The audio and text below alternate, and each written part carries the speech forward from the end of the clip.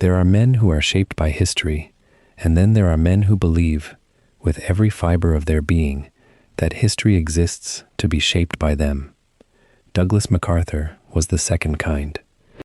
He was a man who wore his own legend like a uniform, who staged his greatest moments for the cameras, who once said of himself that he had studied war his whole life, as though war itself were a subject one could master, like mathematics or Latin, and in many ways he had.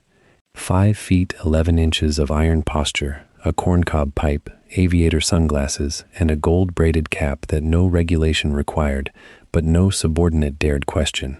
He did not simply arrive at places, he entered them. There is a difference, and MacArthur knew it better than anyone alive.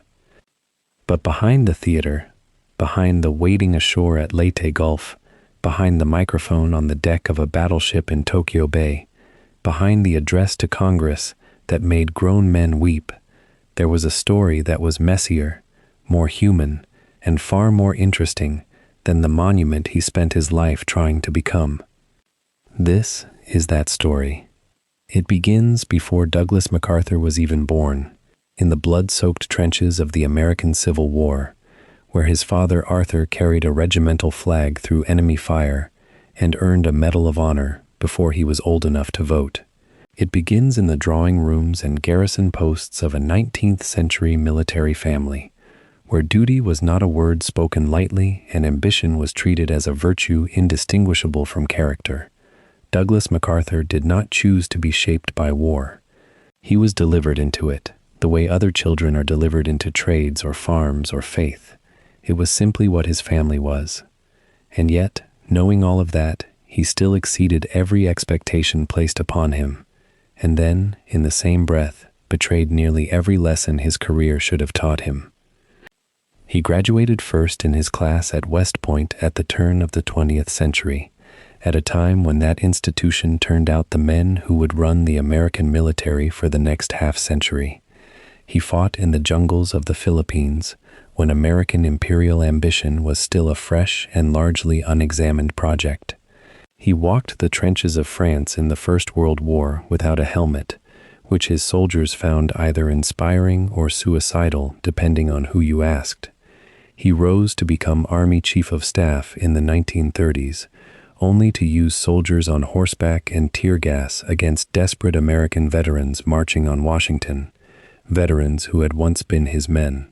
He retreated from the Philippines under Japanese attack, accepted a Medal of Honor he felt conflicted about receiving, and turned both events into mythology through sheer force of narrative will. He island-hopped across the Pacific, leapfrogging Japanese strongholds while fighting a parallel war against American admirals for command and credit. He returned to the Philippines as he promised he would. He accepted Japan's surrender in a ceremony of such meticulous stagecraft that it was, in effect, a performance of power as much as an act of it. He then remade an entire nation, Japan, in roughly 6 years, drafting its constitution, redistributing its land, giving its women the vote, laying the foundations of one of the most remarkable economic recoveries in modern history. No American general before or since has held that kind of authority over a foreign people, and arguably, no American general before or since has used it with comparable effect. And then Korea came, and Korea, ultimately, broke him. Not physically, not immediately. But Korea exposed the fault line that had always run through Douglas MacArthur's character, the conviction that he knew better, better than his intelligence reports, better than his allies, better than his president. He advanced toward the Chinese border when every signal said stop. He dismissed the warnings, dismissed the evidence, and when Chinese forces poured across the Yalu River in numbers that shattered his lines, he was left holding a catastrophe he had, in large part, constructed himself. He called for escalation. He called for bombing beyond the border. He wrote letters to political opponents of the president he served, openly contradicting national policy while wearing the uniform of the United States Army. And Harry Truman, a man MacArthur privately considered his inferior in nearly every measurable way, fired him. The dismissal notice arrived in April of 1951, not delivered in person, not by telephone. MacArthur learned of it, by most accounts, through a radio broadcast. He came home to a ticker tape parade that may have been the largest in New York City's history. He addressed a joint session of Congress and quoted a barracks ballad about old soldiers fading away, and half the chamber cried. He was talked about as a presidential candidate, and then, over the following months and years, he did precisely what he said he would. He faded. The country moved on. The Cold War deepened and shifted. Korea became the war nobody wanted to name, and MacArthur became a man who lived in a hotel suite at the Waldorf Astoria and gave speeches at commemorations and waited, perhaps, for a history that had already turned the page on him. He died in the spring of 1964, not 1951 as some records have mistakenly placed it, at the age of 84, in a city and a world that had already begun to reckon with the limits of military certainty in ways his career had foreshadowed but never resolved. What do you do with a man like that? He is not a simple hero. He is not a simple villain.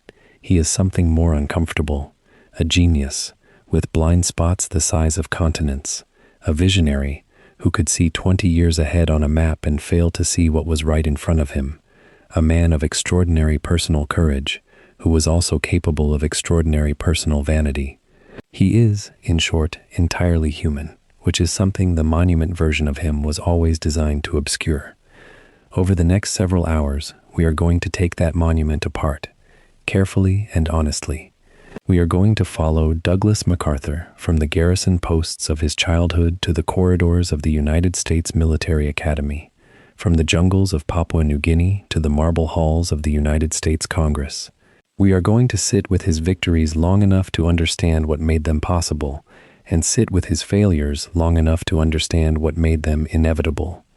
We are going to tell you the complete history, not the legend, the history. So if you are settling in for the night, and we hope you are, because this is the kind of story that rewards patience and a comfortable position, then go ahead and find your place. Pull the blanket up. Let the world outside go quiet for a while. And if this is your first time joining us here, welcome. If you have been with us before, then you already know that we do not rush these things, and we do not smooth the edges. We think history deserves better than that. We think you deserve better than that. Subscribe if you have not already. There is a great deal more where this is coming from, and then settle in. Because Douglas MacArthur's story is about to begin, and it begins, as so many great American stories do, with a father and a son, a uniform, and a debt that could never quite be paid. There is a particular kind of inheritance that has nothing to do with land or money. It cannot be written into a will or passed across a table. It lives instead in the way a father stands when he enters a room, in the weight of the uniform hanging on the back of a door, in the stories told at dinner about men who held their ground when everything around them collapsed. Douglas MacArthur was born into exactly that kind of inheritance. He arrived on the 26th of January, 1881, at an army post in Little Rock, Arkansas, the third son of Arthur MacArthur, Jr., and his wife Mary Pinckney Hardy, a woman from a Virginia family whose own loyalties had once belonged to the Confederacy. From the first hours of his life, the boy existed at the intersection of two American military traditions, and the tension between them would never entirely leave him. His father was not merely a soldier. Arthur MacArthur Jr. was something closer to a living monument, a man whose biography read like a compressed history of American martial ambition. He had enlisted as a teenager during the Civil War, leading a charge at Missionary Ridge in 1863, at an age when most young men were still deciding what they wanted to be. That charge, carried out with the kind of reckless courage that either kills a man outright or transforms him into a legend, earned him the Medal of Honor. By the time Douglas was old enough to understand what medals meant, his father wore his with the natural ease of someone who had long since stopped being surprised by his own achievements. The lesson was not spoken. It did not need to be. Arthur MacArthur moved through the world as a man who expected to matter, and his youngest son watched every step. The America that Douglas MacArthur was born into was itself in the middle of a transformation. The Civil War had ended barely 16 years before his birth, and the nation was still sorting through what it had become. The western frontier was being closed by force and by policy, the army shifting from internal expansion to something more outward-looking, more global in its ambitions. In Washington, in military academies, in the officers' clubs of distant posts, men were beginning to speak a new language about American power, about projection, about the responsibility that came with a growing navy and an industrial economy that had no more continent left to cross. Young Douglas absorbed this atmosphere the way a child absorbs language, not through formal instruction but through constant immersion. The air around him simply tasted of ambition. His early childhood moved constantly, as the childhoods of Army families do. Each new posting brought a different landscape, a different set of neighbors, a different configuration of the world. But certain things remained fixed. His mother, Mary, whom he would call by the nickname Pinky for the rest of her life, was a force entirely her own. Where Arthur embodied the stern discipline of the professional soldier, Pinky combined fierce maternal devotion with an equally fierce belief in her son's destiny. She told Douglas from an early age that he was exceptional. She told him with the absolute conviction of someone who had decided this was true before the evidence was fully in. Whether that certainty was a gift or a burden depended on the year you were asking about and who you asked. By the time Douglas was a young boy, the family had followed Arthur to posts across the American West and Southwest. These were not comfortable postings. They were dusty, remote, occasionally dangerous, and entirely indifferent to a child's desire for stability. Yet Douglas appeared to flourish. He learned to ride before he could read with confidence. He moved among soldiers and officers with an ease that came from never having known any other world, absorbing the hierarchies and rhythms of military life the way another child might absorb the rhythms of a farming season or a merchant's work week. The Army was not simply his father's profession. It was the atmosphere he breathed, the grammar through which he understood human relationships and the meaning of authority. Arthur MacArthur's career continued its upward climb through the 1880s and 90s, bringing the family into contact with the wider consequences of American military policy. The brutal arithmetic of frontier campaigns, the suppression of indigenous resistance, the transformation of the Army from a Civil War relic into a professional fighting force. All of this formed the backdrop of Douglas's adolescence. He saw men come back from operations changed, quieter, carrying something they did not discuss at dinner. He saw his father navigate the politics of command with a combination of genuine tactical skill and an imperious confidence that occasionally created powerful enemies. These observations registered. They shaped something in the boy that would not become fully visible for many years. The Spanish-American War of 1898 brought Arthur MacArthur into the national spotlight with a new intensity. He commanded with distinction, and his reputation grew in proportion to America's sudden appetite for military heroes. The country had discovered empire, or at least had decided to stop pretending it had not, and men like Arthur MacArthur were the instruments of that decision. For Douglas, watching from the edges of his father's expanding reputation, the war represented both inspiration and pressure. The bar had been raised again. The inheritance had grown heavier. Whatever he eventually became, it would need to be measured against a father who had just added another chapter to an already formidable story. The Philippines became the defining theater of Arthur MacArthur's later career, and through proximity and observation, it became formative for Douglas as well. Arthur served as military governor of the Philippine Islands in the years following the Spanish-American War, administering a territory that America had acquired through conflict and now struggled to govern against sustained Filipino resistance. The moral complexity of that situation was not lost on everyone, though it was interpreted differently depending on who was doing the interpreting. What Douglas took from his father's Philippine years was not primarily a lesson in the ethics of empire. It was a lesson in the nature of command at the edge of civilization, or at least at the edge of what America chose to call civilization. He saw that decisive men could reshape entire societies. He filed that observation carefully.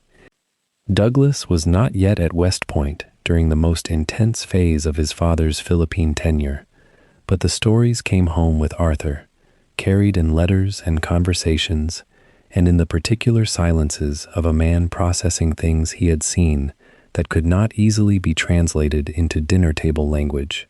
The Philippines would eventually become Douglas's own proving ground, but before that, it was his father's story, and he learned to listen to it with a combination of admiration, calculation, and the particular attentiveness of a son who understands that one day he will be expected to have a story of his own.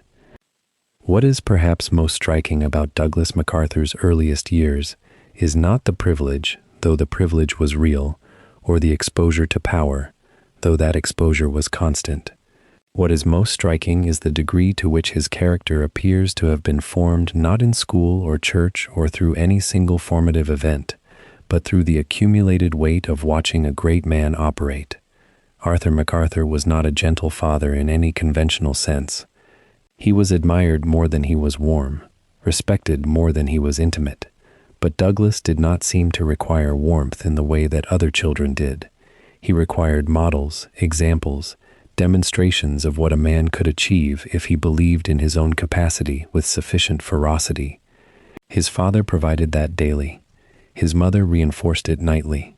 Between the two of them, they constructed in Douglas MacArthur a self-belief so deep and so load-bearing that it would support extraordinary heights and, in time, threaten to bring everything crashing down. By the time Douglas approached the age of formal military education, the trajectory of his life had already been established, with a clarity unusual even among the sons of ambitious men. He would serve, he would command, he would, in some fashion not yet defined, surpass the remarkable figure who had preceded him. The weight of that expectation sat on him, not as a burden, visibly, but as a kind of fuel. He had grown up watching his father walk into rooms and own them. He had grown up hearing his mother describe his destiny as something already written. The only remaining question was the scale of what he would be asked to prove, and that question would take an entire life, costly and brilliant and troubled and extraordinary, to begin to answer. He arrived at West Point in the summer of 1900 with the weight of a name already pressed into his shoulders. Douglas MacArthur did not walk through those granite gates as an unknown young man seeking to prove himself. He arrived as the son of Arthur MacArthur, a man whose medals and battlefield legend had already carved a permanent place in American military history. The other cadets knew the name before they knew the face. Some found it inspiring, many found it insufferable, and Douglas, even then, seemed not merely comfortable with that tension, but energized by it, as though the friction of other people's expectations was simply fuel he hadn't yet learned to waste. West Point in those years was a place that had changed little in spirit, from the academy that had shaped the officers of the Civil War. The Hudson River still ran cold and gray alongside its stone walls. The routine was still built on exhaustion, repetition, and the deliberate breaking down of individual will. Reveille before dawn. Drill in the cold. Inspections that punished the slightest deviation. The institution had been forged on the idea that character was not something a man brought with him, but something hammered into him through years of controlled hardship. For most cadets, this process was humbling. For MacArthur, it seemed almost beside the point. He was already certain of his character. What he came to acquire was credentials. What made MacArthur genuinely extraordinary at the academy was not ambition alone.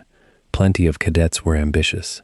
It was the combination of ambition with a raw intellectual firepower that few of his contemporaries could match. He studied with unusual intensity, not merely to pass examinations but to dominate them. Mathematics, history, military science, he moved through the curriculum with a kind of controlled aggression, as though understanding something was not enough unless he understood it better than anyone else in the room. His academic record climbed steadily, and by the time his 4 years were complete, He had accumulated a grade point average that placed him not merely among the top of his class, but at its absolute summit. He graduated first. In a class of 93 men, in an institution whose alumni had shaped the shape of American power for a century, he had finished ahead of all of them. But West Point was not only a place of books and examinations, it was a social world with its own hierarchies, cruelties, and codes of loyalty, and MacArthur's experience of that world was not without shadow. He endured hazing during his first year, hazing that went beyond the ordinary rough initiation that upperclassmen considered tradition. The details of what he endured would eventually surface in a congressional inquiry, and his willingness to testify honestly about what happened demonstrated a moral courage that sat in complicated contrast to the imperious personality already taking shape around it. He did not quietly absorb the abuse and pretend it had not occurred. He answered questions directly when called to do so. That congressional moment is worth noting because it reveals something that would later become harder to see in the man. Underneath the grandeur and the performance, there was a genuine commitment to accountability, at least when the accountability flowed in the right direction. His mother, Mary Pinckney Hardy MacArthur, known to everyone who loved her as Pinky, lived near the academy throughout his time there, residing at a hotel within sight of the grounds. This was not a coincidence.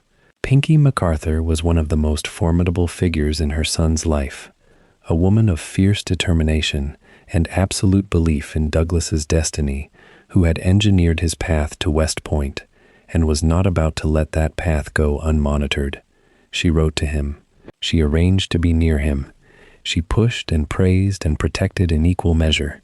Many who observed the relationship found it excessive, even troubling, a mother whose investment in her son's success bordered on the consuming. But Douglas did not seem to mind. If anything, her certainty about him reinforced his own, and whatever psychological complexity lay beneath that dynamic, it produced a young officer who graduated from the academy not doubting himself for a single measured moment. In the summer of 1904, Second Lieutenant Douglas MacArthur received his commission and his first assignment, the Philippines. He was 24 years old and sailing toward the same archipelago where his father had fought, governed, and built a legacy that still echoed through the colonial corridors of American military thinking. The Philippines were not at peace.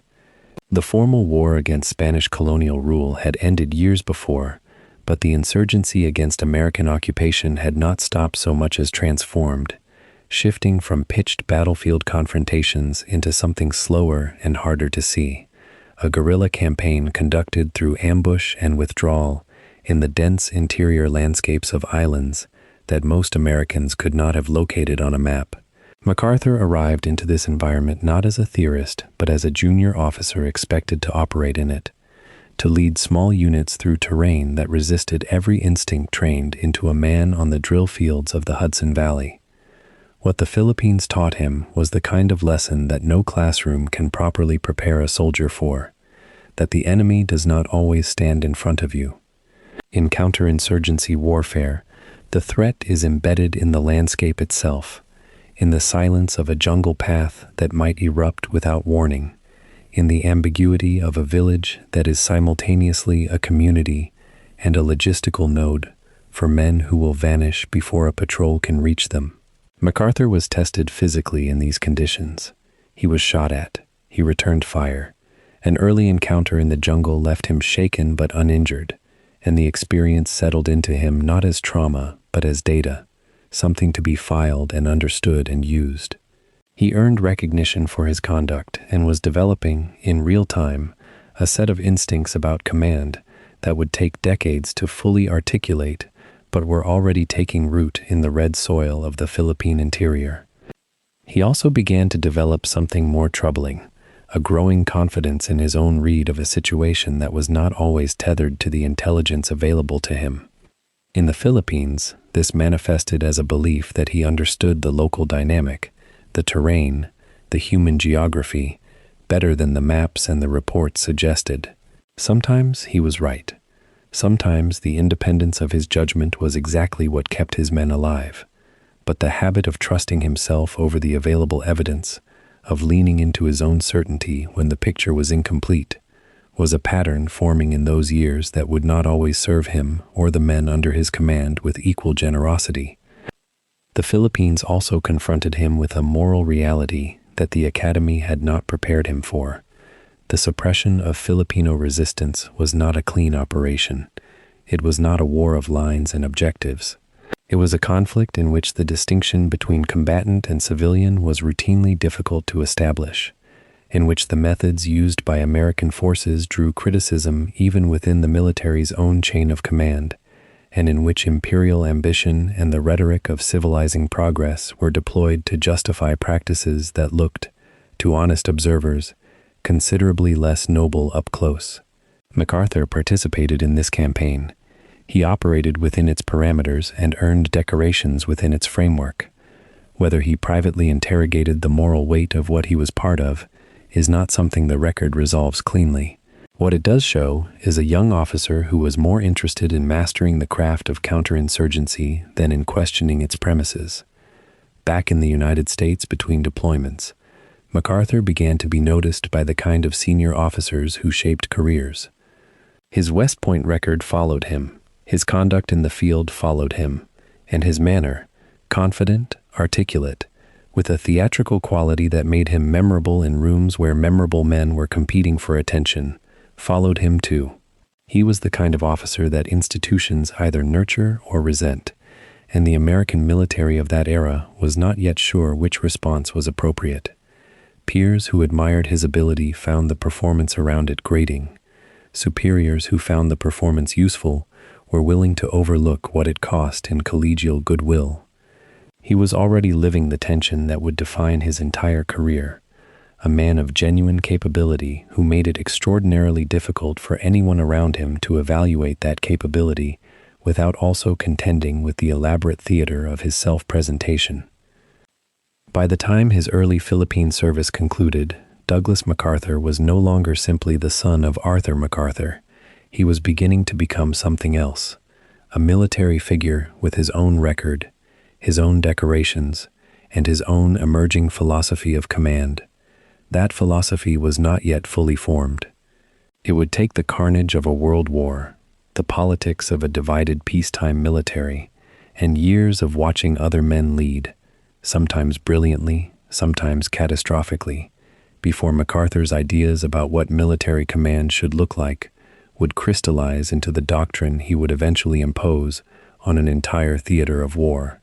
But the foundations were already poured, first in class, first in the field, first in his own estimation of what he was capable of and what the world owed him for it. The Academy had not made Douglas MacArthur. It had simply given his ambition a direction to move. He arrived in the Philippines as a young lieutenant, freshly minted from West Point's granite halls, carrying the highest academic record the Academy had produced in a generation. The islands were nothing like the parade grounds and lecture rooms of the Hudson Valley. They were dense, suffocating, alive with a kind of heat that pressed down on a man from the moment he woke until the moment he surrendered to restless sleep. The Philippine-American War had been officially declared over in 1902, but the declaration meant very little to the men still patrolling those jungle trails. Resistance had not ended. It had simply changed its shape, dispersing into the hills and forests, fragmenting into dozens of local insurgencies that required not grand battlefield maneuvers, but slow, grinding, village-by-village pacification. For a young officer trained in the classical traditions of American military thought, the Philippines offered something no academy curriculum could provide. It offered the unfiltered reality of war. MacArthur's first assignments took him through the island of Leyte and into the contested interior regions, where Filipino guerrilla fighters operated with a knowledge of terrain that no American map could fully capture. The work was dangerous in ways that defied the conventional understanding of danger. There were no clear front lines, no defined enemy formations to engage and defeat. A patrol might pass through a village in the morning that appeared entirely peaceful and face an ambush from that same village by nightfall. MacArthur adapted quickly, developing an instinct for reading landscapes and human behavior simultaneously, a skill that would become central to his entire military identity.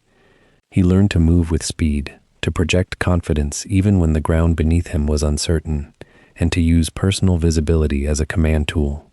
Where other officers sheltered behind the protective logic of rank and distance, MacArthur pushed forward. He was already constructing the persona that would define him. The formal military objective during these years was the suppression of armed resistance to American colonial authority, and that suppression took forms that the official records of the period treated with considerable clinical detachment. Villages suspected of harboring insurgents were burned. Food supplies were destroyed to deny sustenance to fighters in the field. Civilians died in numbers that the language of military reports rarely captured honestly. MacArthur did not design these policies. He operated within a command structure that had inherited and expanded them from earlier campaigns. But he executed his duties within that system, and the moral weight of that participation was real, even if it was seldom acknowledged in the narrative of heroism that surrounded his early career. His country had decided that the Philippines would be American territory, and the men who held that territory did so by force. MacArthur was one of those men. There were moments of unmistakable physical courage during these years that even his harshest critics could not dismiss. During one patrol in the interior, he came under direct fire from concealed marksmen and pressed forward rather than withdrawing, covering ground while those around him sought cover. The episode earned him a formal commendation and amplified his reputation within the officer corps as a man who led from the front regardless of personal risk. That reputation was not manufactured. He genuinely sought the exposed position, the forward point, the place where the danger was greatest, and therefore where the example mattered most. It was a quality that his father had modeled for him throughout his childhood, and Douglas had absorbed it completely.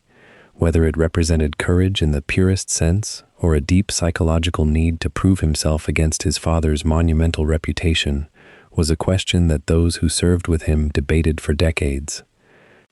His relationship with the Philippine people during these years was layered with the particular contradictions of the American colonial project itself. On the one hand, there was genuine fascination. MacArthur was drawn to the culture of the archipelago, to its complexity, its linguistic diversity, its history of resistance against multiple waves of foreign domination. He studied the landscape with the intensity of a naturalist, learning the names of places and the patterns of local political allegiance with a thoroughness that most of his contemporaries never bothered to develop. On the other hand, he was an instrument of the same authority that had suppressed Filipino sovereignty by force. The islands were not simply a posting for him. They were becoming something closer to an obsession. He would return to them again and again across the arc of his life, each return layered over the previous ones like geological strata, until the Philippines and MacArthur became almost impossible to discuss separately. Between his tours, he returned to the United States for assignments that further broadened his technical understanding of military engineering and logistics. He served as an engineer officer, working on infrastructure and fortification projects that required the kind of precise analytical thinking that his West Point training had prepared him for. These periods stateside gave him distance from the Philippines, but never detachment. He filed reports, maintained correspondence with former colleagues, and kept careful watch on the evolution of American policy toward the islands. He was building knowledge capital in a way that was almost entrepreneurial, assembling expertise that would be directly applicable when his next assignment arrived. Even in peacetime postings, MacArthur was not resting. He was positioning. The command culture he encountered in the Philippines shaped his attitudes toward authority in ways that cut in two directions simultaneously. He learned, on the one hand, to work within the hierarchy when the hierarchy served his purposes. He followed orders from superiors, filed the required reports, observed the proper protocols of military courtesy, but he also developed a growing conviction that his own tactical instincts were superior to those of officers who commanded from rear positions. men who understood the territory through maps and dispatches rather than through personal experience. This conviction did not yet manifest as open defiance. It was subtler, expressed through tone and emphasis, through the way he phrased his recommendations upward and the way he executed orders downward. He was already learning to bend the shape of instructions without technically breaking them. The suppression campaigns required MacArthur and his fellow officers to engage with questions of legitimacy that the military framing of their mission largely preferred to avoid. The Filipino fighters they were pursuing were not bandits or criminals in any ordinary sense. Many of them were men defending communities against an authority they had never consented to recognize. Some were veterans of the revolution against Spanish rule who had been promised independence and received occupation instead. The American military establishment categorized them as insurrectionists and dealt with them accordingly, and MacArthur operated within that categorization. But the sheer persistence of the resistance, the way it continued to regenerate despite years of military pressure, must have planted at least a seed of awareness about the nature of what he was participating in. Whether that seed ever fully took root in his thinking is a question the record does not clearly answer. By the time he completed his multiple tours of the archipelago, MacArthur had accumulated a record that his superiors found genuinely impressive. His fitness reports spoke of an officer with exceptional initiative, unusual physical courage, and a gift for independent operational command. He had been promoted, decorated, and noticed. He had survived encounters with armed resistance that had killed or seriously wounded other officers. He had demonstrated an ability to operate in complex, ambiguous environments where the rules of conventional warfare provided little guidance. All of that was real. And alongside it, equally real, were the moral complexities of the enterprise in which that record had been built. These were not contradictions that MacArthur himself ever publicly acknowledged or reconciled. He filed them away beneath the architecture of his self-belief and moved forward. The Philippines also gave him something less tangible but equally formative, a sense of geographic destiny. He came to believe, with a conviction that deepened over time, that the Western Pacific was the hinge upon which the future of American power would turn. The islands were not simply a colonial possession to be administered and defended. They were, in his reading, the forward position from which American influence could project across the entire theater. This was a strategic vision that was partly brilliant and partly the product of his own emotional attachment to a place that had shaped him. It would guide his decisions for the rest of his career, leading him back to those same shores decades later in very different circumstances, with the stakes of return measured not in colonial authority but in the survival of nations. What the Philippine years ultimately gave MacArthur was a portrait in miniature of the man he would become across the next 4 decades. The courage was genuine, and it was documented. The strategic instincts were real, and they were sharpening. The contradictions were embedded, and they were deepening. He was building a record that his country would eventually celebrate while building habits of mind that his country would eventually be forced to confront. He left the Philippines each time carrying more than military commendations.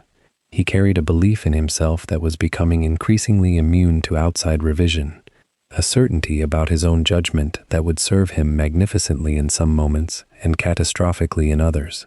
The islands had tested him. They had not humbled him, and the absence of humility in a man of such extraordinary gifts would prove to be the central drama of everything that followed. There is a particular kind of weight that belongs only to the sons of great men. It does not crush you all at once.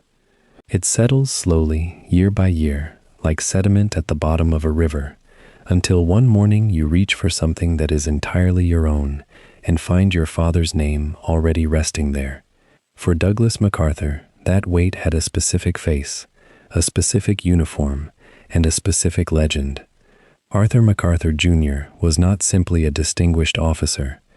He was, by the measure of his era, one of the most celebrated soldiers America had ever produced, a man who had carried the regimental flag at Missionary Ridge as a teenager during the Civil War, who had been awarded the Medal of Honor for that act of almost reckless courage, and who had climbed the decades of peacetime and conflict alike with a calm, unshakable confidence in his own purpose. To grow up the son of such a man was to understand, from the very beginning, that ordinary achievement would never be enough. Arthur's command in the Philippines was not a posting. It was a transformation of American strategic thinking, made flesh and blood and policy. When he arrived to take command of United States forces there in the final years of the 19th century, he inherited a war that the American public had been told was nearly over. It was not over. The Filipino resistance, led by Emilio Aguinaldo and the forces of the Katipunan movement, had shifted from conventional battle into the kind of guerrilla warfare that eats occupying armies from within. Arthur MacArthur understood this with a clarity that many of his contemporaries lacked. He studied the insurgency. He studied the population. He came to believe that military force alone could not secure the archipelago, that without economic development and a genuine political framework, suppression would only breed deeper resentment. These were not comfortable conclusions for Washington to hear, but Arthur voiced them regardless, with the blunt confidence of a man who trusted his own analysis above diplomatic convenience. In 1900, Arthur MacArthur was appointed military governor of the Philippines, the highest authority in the islands, and one of the most consequential administrative positions in American imperial history. He moved with the deliberate authority of a man who had been preparing for exactly this kind of responsibility his entire life. He issued proclamations, established civil institutions, and attempted to thread the almost impossible needle between military control and genuine governance. He extended amnesty to insurgents willing to lay down arms. He built schools. He oversaw infrastructure development. He pressed Washington for a clearer political roadmap for the islands, arguing that the Filipino people required a defined future, not the open-ended ambiguity of perpetual occupation. In doing all of this, he accumulated both admirers and enemies, the former recognizing a sophisticated strategic mind, the latter seeing a general who had wandered too far from his lane. Douglas watched all of this. As a young officer posted to the Philippines himself in these same years, he existed in a peculiar double position, a professional soldier in his own right, earning his own early commendations, navigating his own dangers, and yet inescapably the general's son. Junior officers whispered it. Senior officers noted it with careful neutrality. Doors opened for Douglas in ways they might not have opened for others. Expectations arrived before he did. There was no malice in this, necessarily. It was simply the arithmetic of inherited reputation. But for a young man of Douglas's particular temperament, burning with his own ambitions and already persuaded of his own exceptional capacity, the arithmetic was quietly, persistently corrosive. Arthur's relationship with civilian authority would prove to be one of the great threads running through the father's career, and by inheritance, through the son's as well. His time as military governor was cut short not by failure but by friction. The arrival of William Howard Taft as the first civilian governor of the Philippines in 1901 created an immediate and fundamental conflict. Taft represented the position of the McKinley administration that the Philippines required civil governance, not military rule, and that the transition should begin immediately. Arthur disagreed. He believed the insurgency remained too active, the political situation too volatile, for a premature handover of authority to civilians. The argument was substantive. It was also the argument of a man who had grown accustomed to authority and found relinquishing it philosophically difficult. Washington sided with Taft. Arthur was reassigned. It was a rebuke dressed in the formal language of routine rotation, but its meaning was clear to everyone who understood how these things worked. For Douglas, his father's collision with Taft was a lesson he absorbed with intense attention. He had seen how a general's superior judgment, as the general himself experienced it, could be overruled by political calculation. He had seen how the machinery of civilian authority could reassign a man of enormous capability because that man had become inconvenient. Whether Douglas drew from this the lesson of caution or the lesson of grievance is a question worth sitting with. The evidence of his later career suggests he drew something of both: a surface compliance that masked a deep, slow-burning conviction that military genius deserved wider latitude than democratic institutions were usually willing to grant. Arthur continued to rise after the Philippines, earning promotion to lieutenant general and eventually becoming the highest-ranking officer in the United States Army. He was, for a period, the logical candidate for Chief of Staff of the Army, the pinnacle of the American military hierarchy. But Washington's relationship with him remained complicated. He was respected enormously and trusted only partially. His outspokenness, his imperial bearing, his tendency to treat political questions as subordinate to strategic ones, had made him powerful enemies in the corridors where such enemies mattered most. The promotion he might reasonably have expected, the kind that would have placed him formally at the summit of American military power, did not arrive in the form or timing he deserved. He retired in 1909 with full honors and with the quiet, bitter knowledge that his career had peaked somewhere short of where it might have. It is not difficult to imagine how Douglas processed this. He was watching closely. He was always watching closely. His father was, in his estimation, the finest military mind of his generation, a man whose record was extraordinary by any standard, and yet the machinery of institutional politics had ground against him, slowed him, ultimately stopped him. If a man of Arthur MacArthur's stature could be denied his full due, what did that suggest about the forces a younger officer needed to navigate? One answer was to build a public profile so formidable, so carefully cultivated, that no committee of politicians could afford to overlook or discard you. Another was to understand that the relationship between military command and civilian authority was not simply a chain of obedience but a negotiation, and that success required mastering both sides of the ledger. Douglas filed these conclusions somewhere deep and durable. In his final years, Arthur MacArthur lived in Milwaukee, giving occasional speeches, maintaining his correspondence, carrying the particular dignity of a man who remained fully himself, even in diminishment. He had never been given to sentimentality. He was not the sort of father who expressed pride in warm or effusive terms. What he gave Douglas was something harder and more lasting, a model of absolute conviction in one's own judgment, a belief that command was not merely a professional function but a moral calling, and an understanding that greatness, if it came at all, came only to those who refused to settle for adequacy. These were powerful gifts. They were also, in certain configurations, dangerous ones. On the 5th of September 1912, Arthur MacArthur collapsed while addressing a reunion of his old Civil War regiment at a banquet in Milwaukee.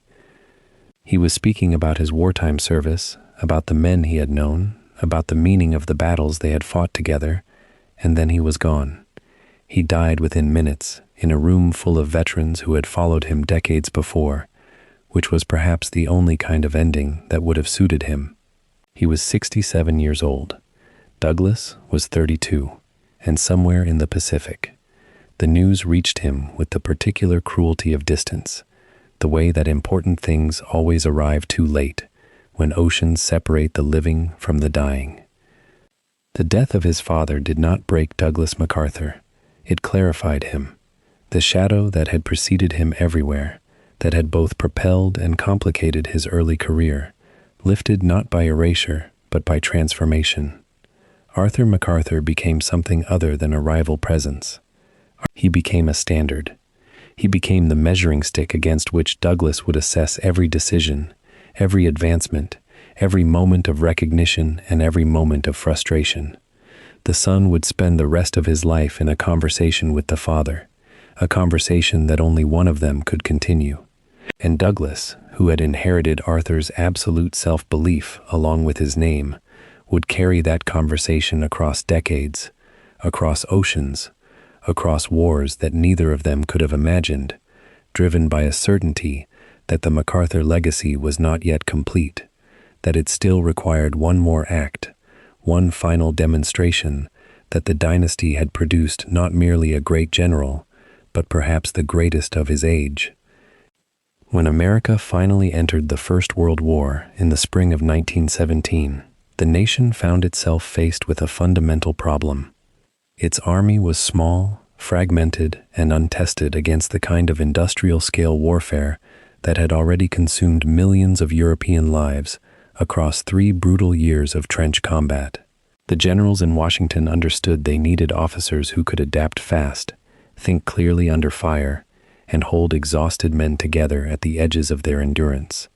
Douglas MacArthur, 37 years old and already marked by his superiors as a man of unusual energy and intellect, would receive exactly the kind of assignment he had spent his entire young career positioning himself to earn. He was appointed Chief of Staff to the 42nd Infantry Division, a force assembled from National Guard units drawn from no fewer than 26 states and the District of Columbia, a patchwork army designed to represent the breadth of the American nation. Because it stretched across so many states, one senator called it a rainbow, and the name stuck. MacArthur would help shape that rainbow into something capable of surviving what France had to offer. The journey to the Western Front was, for most of these men, their first crossing of any ocean. France itself was barely recognizable as the romantic world of American imagination. By the time the Rainbow Division arrived in the winter of 1917 to 1918, the war had already transformed the French countryside into something lunar.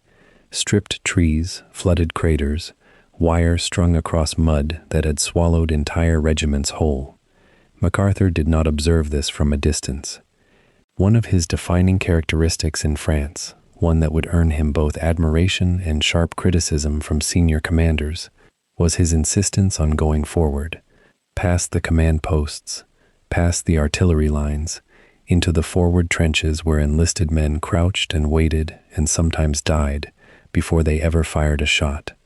He wore no helmet. He carried a riding crop. He was, by every formal measure, a staff officer who had no business being in the front lines. He was also, by every observable measure, exactly where he intended to be. This habit of forward positioning was not mere performance, though performance was never entirely absent from MacArthur's character. He genuinely believed that a commander, or in this case, a staff officer, who had not personally seen the ground his men were fighting across, was operating in a kind of useful fiction, making decisions based on maps and reports, rather than the shifting, ungovernable reality of the battlefield. In France, that philosophy was validated almost daily. The Western Front punished commanders who stayed comfortable. The trenches taught lessons that no staff college could replicate, and MacArthur absorbed them with the focused intensity of a man who understood that what he learned here would define every future command he would ever hold. He was, in the most practical sense, completing his education. The classroom was one of the deadliest environments in human history. His decorations multiplied throughout the campaign season. He was gassed more than once, wounded by shell fragments, and cited repeatedly for what official reports described as conspicuous gallantry under circumstances that would have justified withdrawal. The French awarded him the Croix de Guerre. American citations stacked up alongside it. By the time the major Allied offensives of 1918 began to build momentum, MacArthur had accumulated a personal record of frontline exposure that rivaled officers who had been in Europe since 1914. His men knew his face. That mattered in ways that formal military theory rarely captures. When soldiers recognized their officers not from a photograph pinned to a unit notice board, but from having seen them standing upright in a trench that everyone else was ducking through, the relationship between commander and commanded shifts into something more immediate and more reliable. MacArthur understood this instinctively, and he cultivated it without apology. The Meuse-Argonne offensive, launched in the autumn of 1918, was among the largest military operations in American history up to that point, involving more than 1 million American soldiers pushing against deeply prepared German defensive lines across a stretch of forest and ridge that the enemy had spent years fortifying. It was grinding, punishing work. Divisions advanced by hundreds of meters, sometimes less, paying in blood for ground that tactical maps reduced to thin pencil lines. The 42nd Division was drawn into this struggle, and MacArthur was present throughout, directing, encouraging, occasionally positioning himself so far forward that senior commanders sent messages ordering him back. He rarely went back very far. This was the tension that began to crystallize clearly in France, and would only sharpen across the decades that followed. MacArthur's gifts were genuine, but so was his conviction that his own judgment superseded the instructions of those nominally above him. That conviction occasionally brought him into conflict with General John Pershing, commander of the American Expeditionary Forces. Pershing was a methodical, demanding officer who ran his headquarters with rigid formality and expected his subordinates to operate within clearly defined structures of authority. MacArthur operated at the permissive outer edges of those structures and occasionally beyond them. The friction between the two men never fully erupted into open confrontation during the war itself, but it simmered throughout the campaign, and Pershing's personal assessments of MacArthur's performance were notably cooler than the battlefield citations might have suggested. Here was a pattern that would repeat across MacArthur's entire career with almost metronomic regularity. His operational results earned admiration, while his personal conduct generated unease in precisely the men who controlled his future. MacArthur also began, in France, to develop what can only be described as a deliberate public identity. He was aware of newspaper correspondence. He understood that the war was being reported back to American audiences hungry for heroes, and he did nothing to discourage the attention his unconventional appearance and forward positioning naturally attracted. The riding crop, the non-regulation cap worn at an angle, the absence of a helmet, these were not accidents of personal preference. They were choices made by a man who understood the power of image with an acuity that most military officers of his generation neither possessed nor valued. This was not cynical. MacArthur genuinely believed in the role he was performing. But belief in a role and performance of a role are not always easy to separate, and even his admirers in France sometimes struggled to say with certainty where one ended and the other began. The men of the 42nd Division developed a fierce loyalty to him that outlasted the war by decades. Veterans who were asked about MacArthur long after the guns fell silent spoke of him not with the careful, measured praise that soldiers typically offer for officers they respected from a distance, but with the kind of feeling that comes from having watched someone share a danger they could have avoided. Whatever MacArthur's motivations for going forward, personal courage, strategic philosophy, image management, or some combination of all three, the effect on the men around him was unambiguous. He was present when presence cost something. In the particular moral economy of combat, that is rarely forgotten. By the time the armistice came on the 11th of November 1918, MacArthur had fought through campaigns that had killed hundreds of thousands of men and reshaped the political architecture of an entire continent. He emerged from it a brigadier general, one of the youngest in the American Expeditionary Forces, his record decorated with honors from multiple Allied nations, and a chest of American citations that would take a careful reader several minutes to work through completely. He had also emerged with something less quantifiable, but perhaps more consequential, a set of firmly established personal beliefs about how war should be fought, how soldiers should be led, and what the relationship between a commander and his superiors ought to look like. France had confirmed everything he had already suspected about himself. He was certain, better than the system that contained him, more instinctive, more courageous, more willing to act on what he could see with his own eyes, rather than what the orders from headquarters described. That certainty was not without foundation. The battlefield record supported it. But certainty, especially certainty rooted in genuine achievement, has a tendency to calcify over time into something less flexible and more dangerous. The young officer who went to France in 1917 was still capable of learning, still shaped by experience, still open in some fundamental sense to the possibility that others might know things he did not. The general who would return from France was already beginning the long process of closing around a fixed image of himself, brilliant, indispensable, unappreciated by mediocre men in comfortable offices, that would both drive his greatest achievements and eventually produce his most catastrophic failures. The war gave MacArthur everything he needed to become a great commander. It also gave him permission to believe that greatness had made him immune to the ordinary constraints of command.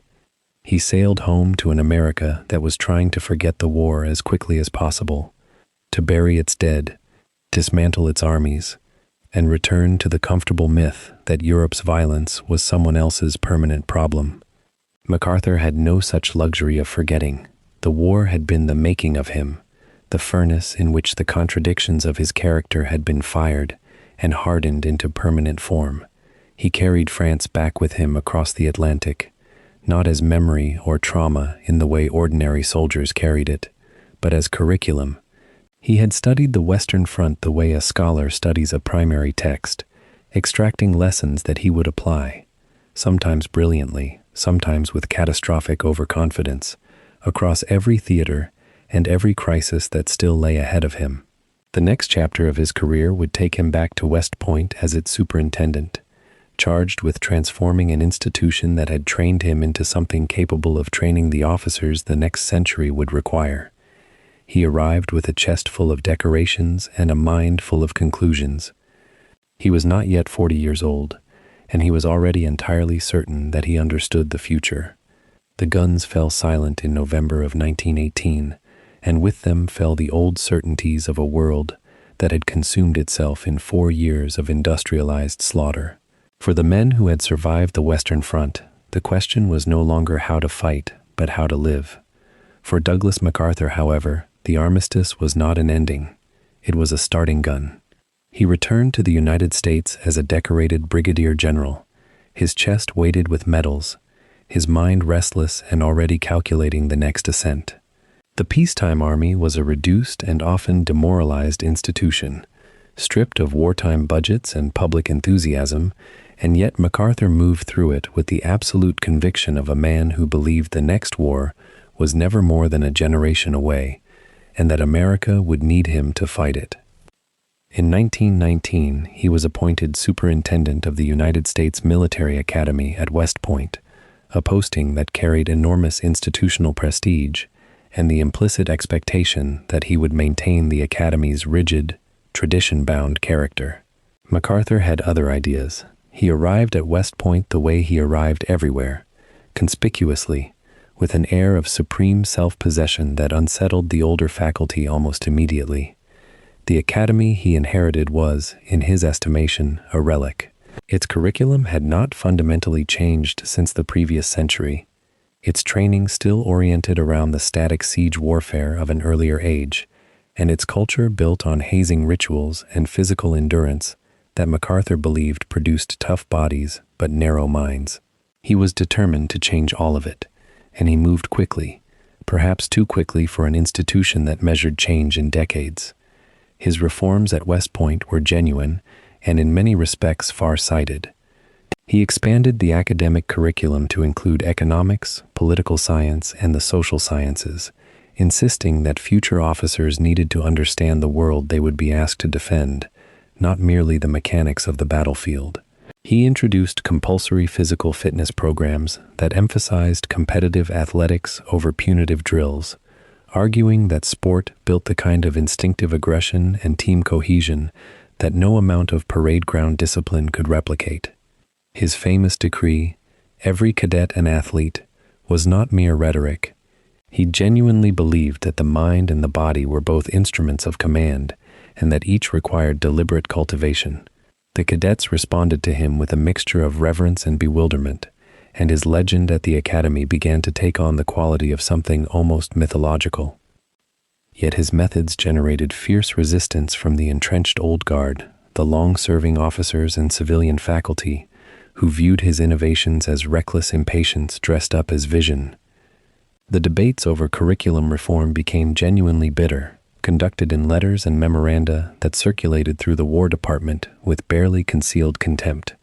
MacArthur was accused of undermining discipline, of softening the Academy's character, and of valuing his own modernizing reputation more than the institution's integrity. He was not, it should be said, entirely innocent of these charges. He had a gift for making reform feel like a personal performance, and there were moments when the distinction between what was best for West Point and what was best for Douglas MacArthur was difficult to locate with any precision. His 3 years as superintendent came to an end in 1922, and he left West Point without the kind of warm farewell that a more politically skilled officer might have secured. The reforms he had implemented would outlast his tenure, and later generations of military educators would acknowledge their lasting value. But in the moment, the departure felt abrupt and tinged with institutional friction. He was reassigned to the Philippines, a posting he had known intimately since his earliest years as a young officer, and which carried a certain ambiguity, at once a place of genuine strategic importance and a place where officers whose careers had stalled sometimes found themselves quietly parked. MacArthur understood this perfectly, and he refused to interpret it that way. In his mind, every assignment was a stage, and every stage was an opportunity.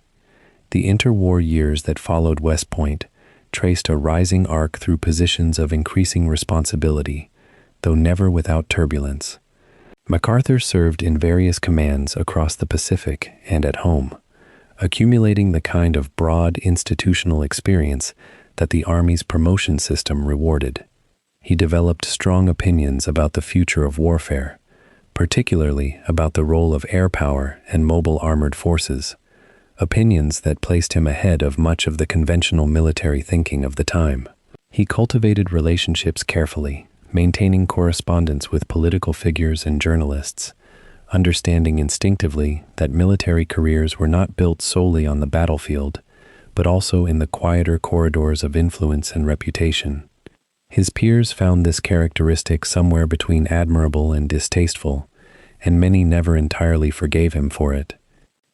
In 1930, he was appointed Army Chief of Staff, the most senior uniformed position in the United States Army, a rank and an authority that would have seemed almost unimaginable to the young lieutenant who had arrived in the Philippines a quarter of a century earlier. He was 50 years old, lean and commanding, with a theatrical instinct for how power should be projected. He wore his uniform as though it were a costume, in the most deliberate and intentional sense of the word, every medal and decoration placed with calculation. The famous corncob pipe and mirrored sunglasses still years ahead, but the essential theatrical architecture of the man already fully formed. As Chief of Staff, he fought bitter battles with Congress over military appropriations during the depths of the Great Depression, arguing with genuine conviction that America was dangerously disarming itself at precisely the moment when the world was becoming more dangerous. His personal life during these years was complicated in ways that his public image carefully obscured. He had been married once before to Louise Cromwell Brooks, a wealthy socialite whose marriage to MacArthur in 1922 had been the subject of considerable gossip and whose divorce from him in 1929 was equally noted. The marriage had been volatile and ultimately incompatible, two strong personalities whose idea of life together proved irreconcilable. MacArthur rarely acknowledged the failure, and his public persona absorbed it without visible damage, which said something about both his discipline and his remarkable capacity for self-reinvention. He was a man who understood that the narrative of a life, like the narrative of a campaign, could be shaped by what you chose to emphasize and what you quietly buried. It was in 1937, during his years in the Philippines as military advisor to the Commonwealth, that he met and married Jean-Marie Faircloth, a vivacious and sharp-minded woman from Tennessee, whose capacity for warmth and social grace provided a kind of human counterpoint to MacArthur's formal and often isolating grandeur. Their son, Arthur IV, was born the following year. Those who knew MacArthur in these years often remarked on the visible change that Jean brought to him, not a softening exactly, but a kind of anchoring. She understood him with a clarity that few others managed, and she devoted herself to his career and public image with a loyalty that he returned with genuine and uncharacteristic tenderness. For a man often described as incapable of warmth, his love for Jean and his son was one of the few aspects of his private self that he never entirely concealed. His years climbing the interwar ranks also deepened the contradictions that had always characterized him. He was intellectually serious in a way that many contemporaries were not, reading widely, thinking carefully about the long arc of American power, and grasping the connections between military strength and political authority in ways that were genuinely sophisticated. At the same time, he was capable of a vanity so extravagant it bordered on self-parody, of a sensitivity to criticism so acute it distorted his judgment, and of a belief in his own special destiny so absolute that it occasionally blinded him to the realities in front of him. His subordinates either admired him fiercely or resented him profoundly. Rarely did anyone feel nothing. What the interwar years produced, ultimately, was not a simplified version of the man, but a more concentrated one. The lessons of the First World War, the battles over reform at West Point, the political education of the Chief of Staff years, the personal grounding of his marriage to Jean, all of it was compressed into a figure of extraordinary energy and extraordinary danger. He had seen enough of the world by the late 1930s to understand that the peace could not hold, that the empires built on industrial violence were girding themselves again, and that the Pacific was the place where America's next great trial would unfold. He had spent his entire adult life preparing for something. The question that history was moving toward, with the slow inevitability of weather, was whether the preparation was equal to the catastrophe that was coming. The year was 1932, and America was suffocating. The Great Depression had tightened its grip on the nation with a ferocity that seemed almost biblical. Unemployment had soared past 25%. Factories stood empty. Men who had once earned respectable wages now stood in breadlines that stretched around city blocks. Families lived in cardboard shacks called Hoovervilles, named with bitter irony after the sitting president. In this world of desperation and rage, a group of veterans decided they had had enough. They called themselves the Bonus Army, and they were about to collide with one of America's most ambitious military commanders in an episode that would fundamentally alter how the nation viewed Douglas MacArthur. The story of the Bonus Army begins not in 1932, but years earlier, at the end of the First World War. Congress had promised American soldiers a bonus, a payment meant to compensate them for their service and sacrifice. The bonus was substantial, worth approximately $1,000 to the average soldier, a sum that in that era represented genuine security. But there was a catch. The bonus was not to be paid until 1945, more than 25 years after the war ended. For most veterans during the prosperous 1920s, this delayed payment seemed bearable, even reasonable.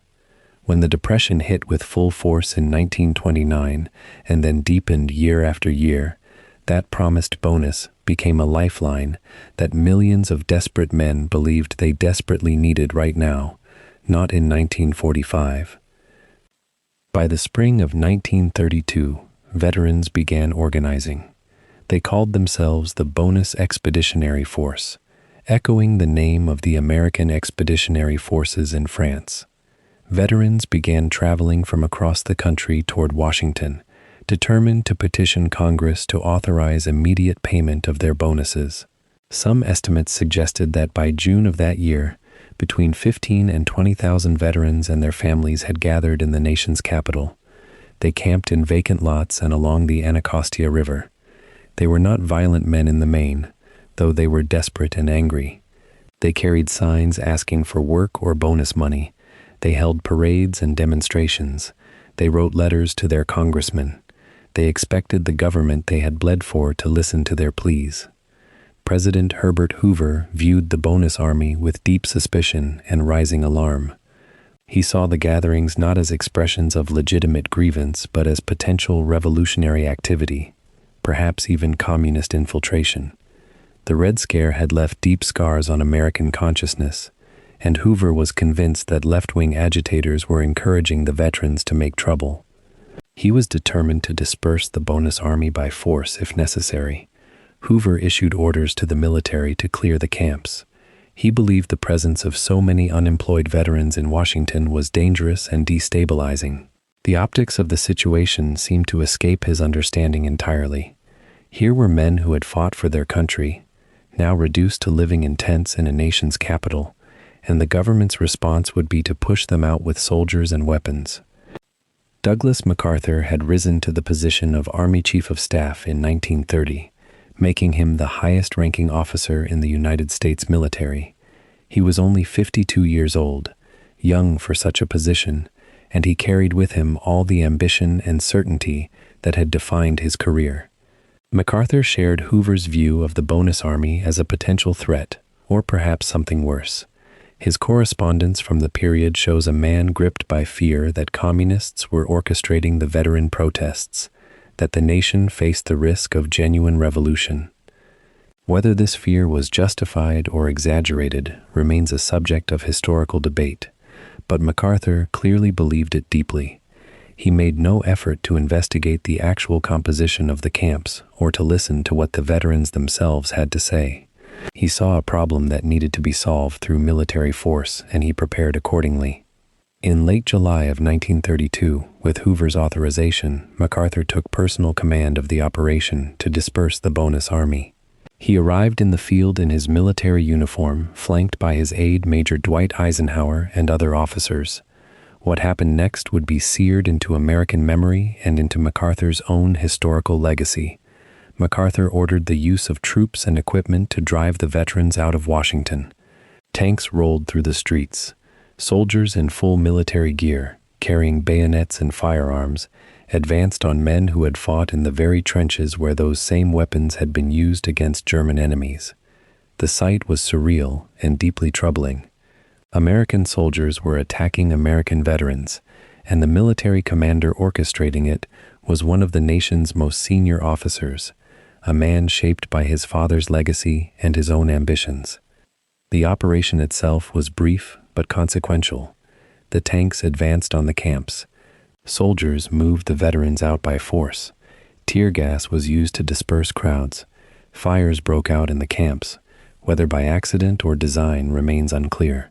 The veterans offered little organized resistance, but neither did they go quietly. The images that emerged showed uniformed soldiers pursuing ragged, desperate men. Some photographs captured soldiers on horseback driving people away from the Capitol. The scene played out across the nation's newspapers and in newsreels shown in movie theaters. It was a public relations catastrophe, and it was happening in real time. MacArthur's action in clearing the camps was authorized by the civilian leadership, but that authorization did not protect him from public judgment. The American people watched soldiers drive veterans away and saw something that troubled their conscience deeply. What made MacArthur's role in this episode even more damaging was his own interpretation of events and his willingness to oversell the danger. After the camps were cleared, MacArthur gave a statement to the press in which he claimed that the bonus army had been infiltrated by subversive elements and that communists had been planning violent action. He suggested that his decisive action had prevented something far worse. Historical evidence has never validated these claims. Later investigations found no credible evidence that communists were orchestrating the veteran camps or that violence was being planned. MacArthur appeared to have seen what he expected to see rather than what was actually there. He had approached the situation already convinced of a threat and had acted with the certainty of a man who believed he alone could save the nation from a danger that may have never truly existed at all. The political fallout was enormous and immediate. Newspapers that had previously been respectful of MacArthur turned sharply critical. Cartoonists drew him as a tin-pot dictator, driving noble veterans from the Capitol. Public opinion swung decisively against both Hoover and MacArthur. The incident became associated with Hoover's perceived callousness toward suffering and his failure to address the Depression effectively. It became a symbol of government cruelty and military overreach. For MacArthur personally, the incident was a turning point. He had acted within his authority as Chief of Staff, following orders from his civilian superior, but the public did not forgive him for it. The man who would later position himself as the defender of Filipino democracy and the liberator of occupied nations found his reputation severely damaged by his willingness to use force against his own countrymen. Yet there is a deeper complexity to be found in this episode that transcends simple moral judgment. MacArthur's action, whatever we may think of its wisdom or morality, demonstrated his fundamental commitment to civilian control of the military. Despite his misgivings about the bonus army, despite his belief in the communist threat, MacArthur acted on orders from the civilian president. He did not exceed his authority or seize independent power. He did what the civilian leadership asked of him, even though that obedience came at tremendous cost to his public reputation. In later years, when he would be dismissed from command by President Truman during the Korean War, MacArthur would bitterly defend his right to speak out against civilian authority. Yet in 1932, he had accepted civilian authority without public complaint, regardless of the personal damage. This contradiction between his actions in 1932 and his stance in 1951 reveals something important about MacArthur's understanding of power and his changing relationship to it as his career progressed. The Bonus Army episode also reveals MacArthur's political misjudgment and his vulnerability to confirmation bias.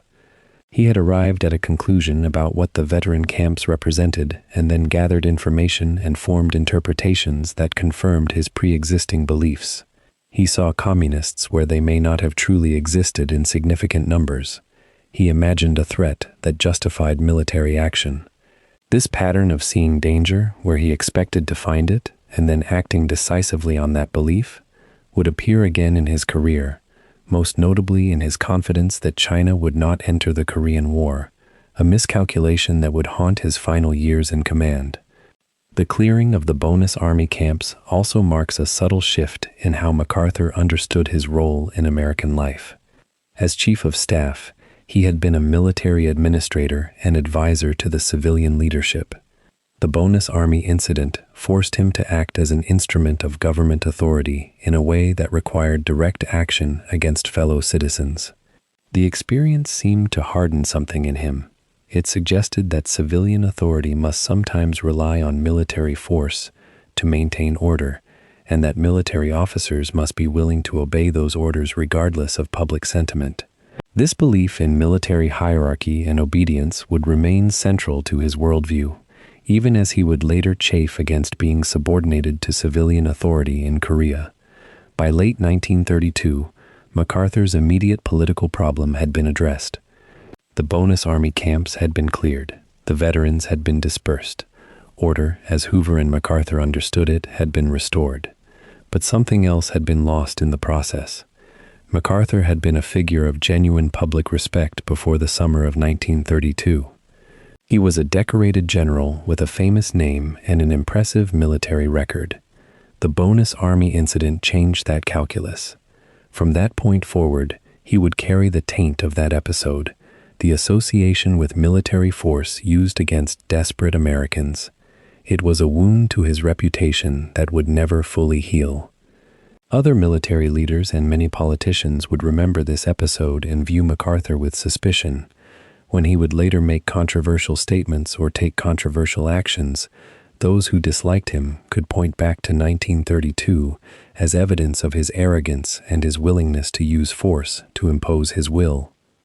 The bonus army and political fire remains one of the most troubling chapters in MacArthur's career, not because he exceeded his authority, but because he wielded it so absolutely and with such confidence in his own judgment about threats that were never convincingly demonstrated.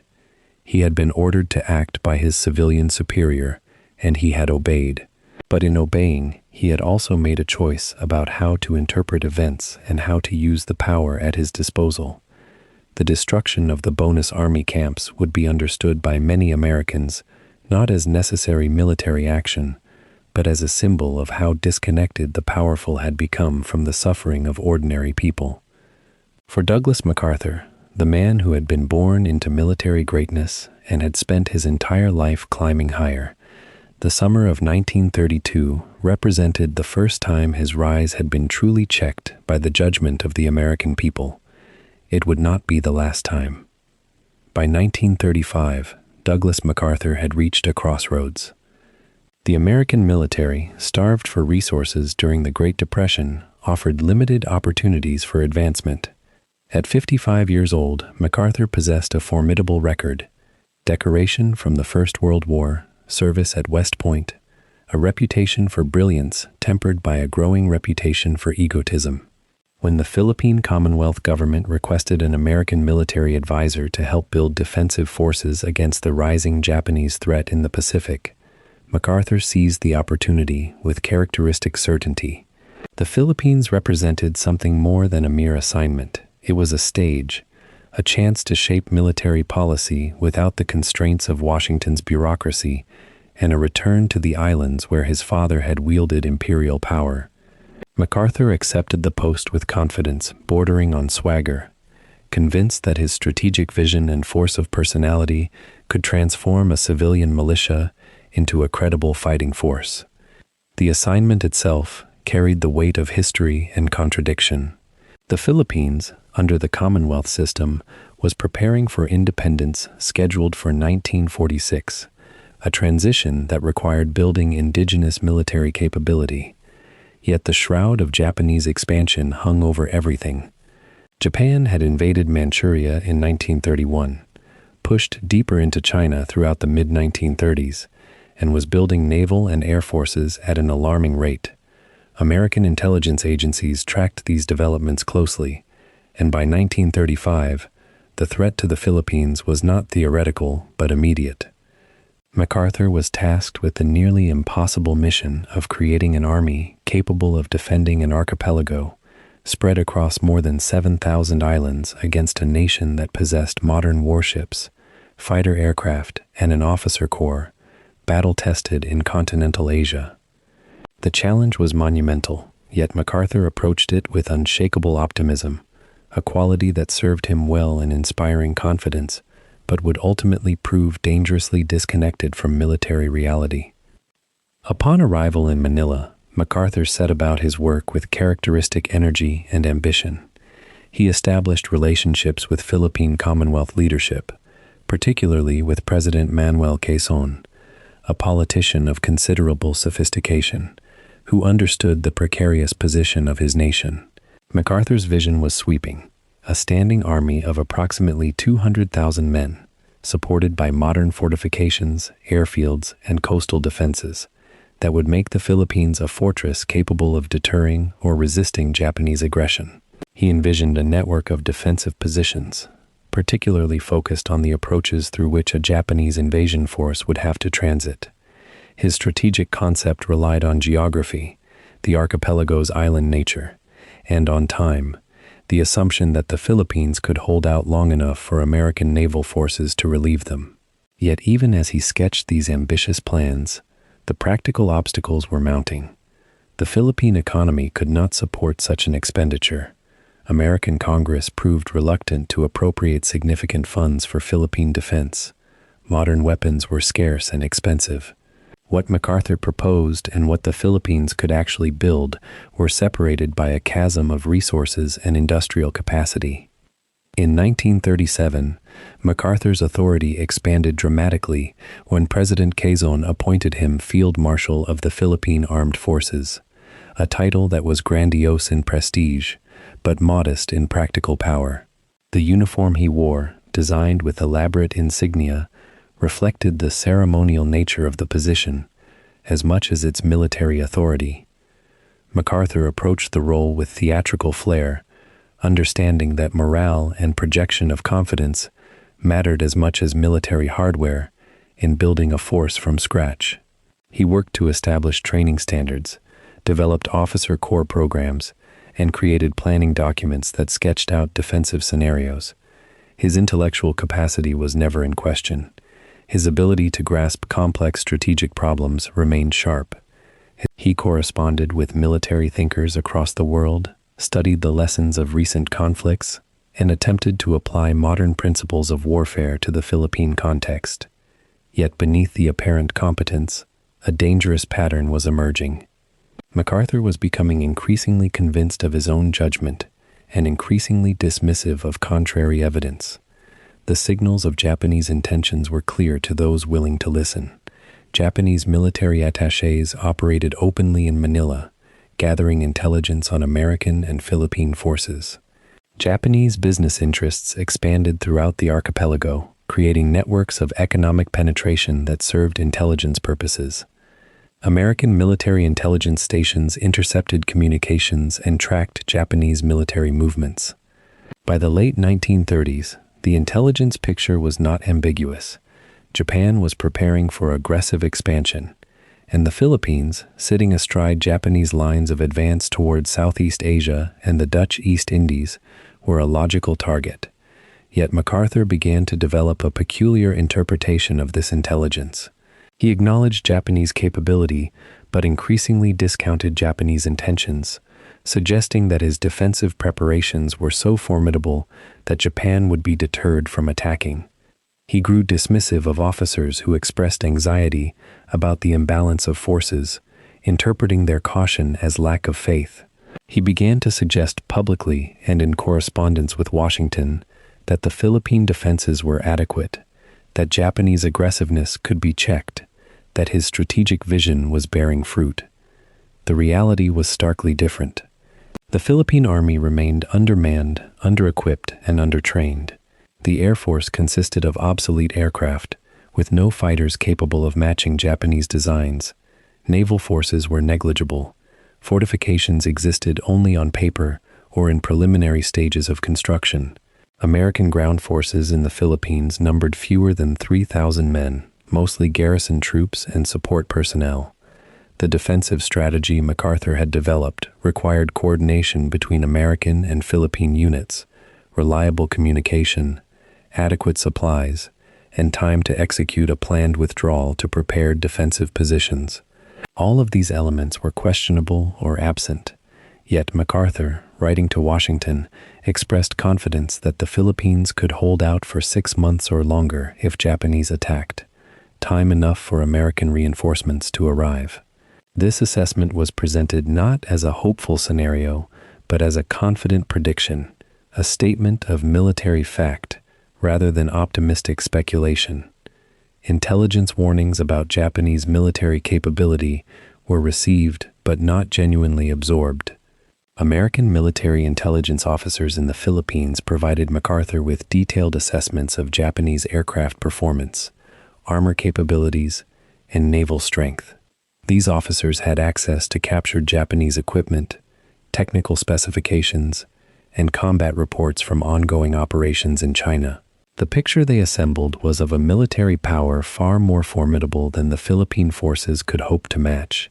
Yet MacArthur began to question these assessments, suggesting that intelligence officers were overstating Japanese capabilities, or that American officers were underestimating their own ability to improvise and adapt. He was not unique in this regard. Throughout the American military establishment in the late 1930s, there was a tendency to underestimate Japanese capability.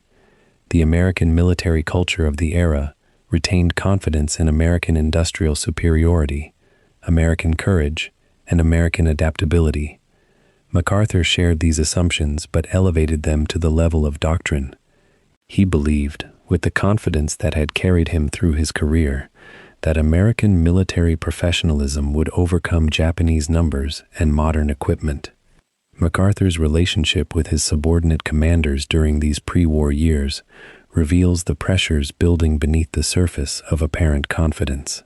Officers serving under him in the Philippines faced an impossible situation. They were responsible for defending an indefensible position with inadequate resources, under a commander who insisted that the situation was far better than it actually was. General Robert Richardson, who served in the Philippines during this period, later recalled MacArthur's tendency to dismiss realistic assessments of vulnerability as defeatism. Staff officers who prepared contingency plans for withdrawal or retreat found their work discouraged or suppressed. MacArthur wanted plans that reflected confidence, not contingencies that might suggest doubt. This created a command culture in which honest assessment was discouraged and optimism was rewarded. Capable officers either adapted to this environment by moderating their concerns or found themselves marginalized. The effect was cumulative. As time passed, the intelligence picture available to MacArthur became increasingly filtered through layers of command authority that reflected his preferences rather than objective military reality. The question of air defense proved particularly revealing. By 1940, the Philippines possessed perhaps 100 combat aircraft, many of them obsolete designs from the 1920s and early 1930s. Japan had more than 400 modern fighter aircraft in the Far East alone, many based in Formosa, just 200 miles from the Philippines, within easy striking distance. American military intelligence had warned repeatedly that Japanese air superiority would be overwhelming. Yet MacArthur developed a strategy that depended on Philippine and American air forces being able to contest Japanese air superiority during the early phases of a Japanese invasion. His planning assumed that American reinforcements would arrive quickly and that the air situation would improve.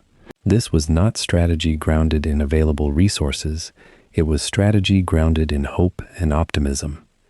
MacArthur seemed to believe, or at least to act as though he believed, that the sheer determination of his command and the superior quality of American leadership could overcome quantitative and qualitative deficiencies. This belief had served him well in earlier campaigns, but its application to the Philippines in 1941 would prove catastrophic. MacArthur's personal isolation during these years may have contributed to his increasingly distorted assessment of military reality. He lived in Manila society, largely separated from the broader American military community. His marriage to Jean Faircloth in 1937 was a source of personal stability, and his son Arthur was born in 1940. Yet these domestic circumstances did not ground him in realistic military assessment. He had few peers to challenge his judgment. His position as field marshal gave him supreme authority over Philippine military matters. Correspondence with Washington was often optimistic in tone, reflecting his preferences for good news over warnings. Senior officers in Washington, including General George Marshall, the Army Chief of Staff, were focused on the deteriorating situation in Europe and allocated limited attention to the Pacific until it was far too late. MacArthur's confident assessments were thus received without the scrutiny that might have generated more probing questions. The result was a command structure in which intelligence warnings went unheeded and optimistic assessments went unchallenged. By 1940, the strategic situation in the Pacific had become dire. Japan had signed the Tripartite Pact with Germany and Italy in September, openly aligning itself with Nazi Germany and signaling its aggressive intentions. Japanese military operations in China were grinding forward relentlessly. The seizure of Indochina from the French in the summer of 1940 demonstrated Japanese willingness to use military force to expand territorial control. The American government, recognizing the threat, began to increase military assistance to the Philippines and to move additional forces to the islands. Yet these reinforcements were small compared to the scale of the threat and arrived too slowly to make meaningful difference in actual readiness. MacArthur was promoted to the rank of Major General, recalled to active duty after years of semi-retirement, and given command of all military forces in the Philippines. This elevation of his rank and authority should have brought with it a heightened recognition of the severity of the situation. Yet MacArthur's statements to Washington and to the press continued to express confidence in the defensibility of the Philippines. He seemed genuinely to believe that his strategic vision, his personal leadership, and the courage of the men under his command could overcome the objective military situation. The fundamental problem was that MacArthur had created in his own mind a version of military reality that diverged sharply from the actual situation. He had done this not through deliberate dishonesty, but through the selective interpretation of evidence, the dismissal of inconvenient intelligence, and the elevation of optimism to the status of military doctrine. His confidence was genuine. His belief in his own strategic vision was absolute. He had successfully commanded large forces, had studied military history intensively, and had earned genuine respect for his intellectual capabilities. Yet these very strengths had bred in him a certainty that bordered on arrogance, a conviction that his judgment was superior to that of other military professionals, and a tendency to interpret any suggestion that his plans might prove inadequate as a personal attack or a failure of nerve. As 1941 approached, MacArthur stood at a precipice, commanding forces utterly unprepared for the conflict that was coming, confident in assessments that were dangerously disconnected from reality, certain that history would vindicate him when events unfolded according to his vision. The stage was set for catastrophe, and the only remaining question was whether MacArthur possessed the capacity to recognize the danger before it was too late. That recognition would not come until Japanese bombs fell from the sky on the 7th of December, and by then, the moment for effective preparation had already passed. On the morning of December 7, 1941, the United States Navy lay at anchor in Pearl Harbor, Hawaii, confident in the fortress of steel that guarded American interests in the Pacific. 3,000 miles away, in the Philippine Islands, General Douglas MacArthur stood at Fort Santiago in Manila, unaware that within the next few hours his entire military world would collapse. The attack on Pearl Harbor would reach across that vast ocean and destroy MacArthur's carefully constructed image of military preparedness, exposing a commander who had grown too certain of his own judgment, too dismissive of intelligence warnings, and too dependent on assumptions that Japanese military capacity could be constrained by American will. What happened in the Philippines in those critical hours following the attack would haunt MacArthur for the rest of his life, even as he spent decades reshaping the narrative to place himself at the center not of failure, but of resistance and eventual triumph. The warning came at dawn. American military intelligence had intercepted Japanese naval communications pointing toward an imminent offensive. The Navy knew. The War Department knew. MacArthur knew. The question was not whether Japan would attack, but where and when. In Hawaii, American commanders were caught unprepared despite knowing attack was possible. In the Philippines, MacArthur possessed more warning than most, yet he squandered it through a combination of overconfidence and tactical miscalculation. When the first Japanese bombs fell on Pearl Harbor at 07:55 hours, American commanders in Hawaii scrambled to respond. Thousands of miles to the west, in the Philippines, the reaction was slower, more confused, more fatally hesitant. MacArthur's air commander, Major General Louis Brereton, urged immediate action to disperse the American fighter aircraft and put them beyond Japanese reach. MacArthur hesitated. He ordered reconnaissance flights instead. He wanted confirmation of enemy movement. He wanted more information before committing his limited air assets. By the time MacArthur authorized defensive action, it was already too late. The Japanese struck the Philippines less than 12 hours after Pearl Harbor fell. While American fighters scrambled to get into the air, waves of Japanese bombers descended on Clark Field, the primary American airbase north of Manila. The American 54th Pursuit Squadron and other fighter units, lined up on the runway for maintenance and refueling, were sitting ducks. They were caught not in combat, not in the chaos of active operations, but in peacetime posture on a sunny afternoon. The anti-aircraft guns fired uselessly into the sky. The few American fighters that managed to become airborne were immediately outmatched by superior Japanese pilots flying better-designed aircraft. Within hours, the American Far East Air Force, which had numbered over 250 combat aircraft, was reduced to a handful of operational planes scattered across remote airfields. More than half of MacArthur's air strength was destroyed in that single raid, not through brave combat, but through being caught on the ground at the moment of enemy attack. The losses were catastrophic, not because American pilots lacked courage, but because MacArthur's decisions had failed to translate 12 hours of warning into 12 hours of preparation. The blame for this disaster has been debated for 8 decades, and the truth of what MacArthur knew, when he knew it, and why he failed to act remains partly obscured by the fog of command decisions and the subsequent effort to construct a narrative that protected his reputation. Military historians have examined the evidence repeatedly, The most charitable interpretation suggests that MacArthur was overwhelmed by the sudden scope of the crisis, by conflicting intelligence reports, by a communication system that was itself partially destroyed by the initial attack.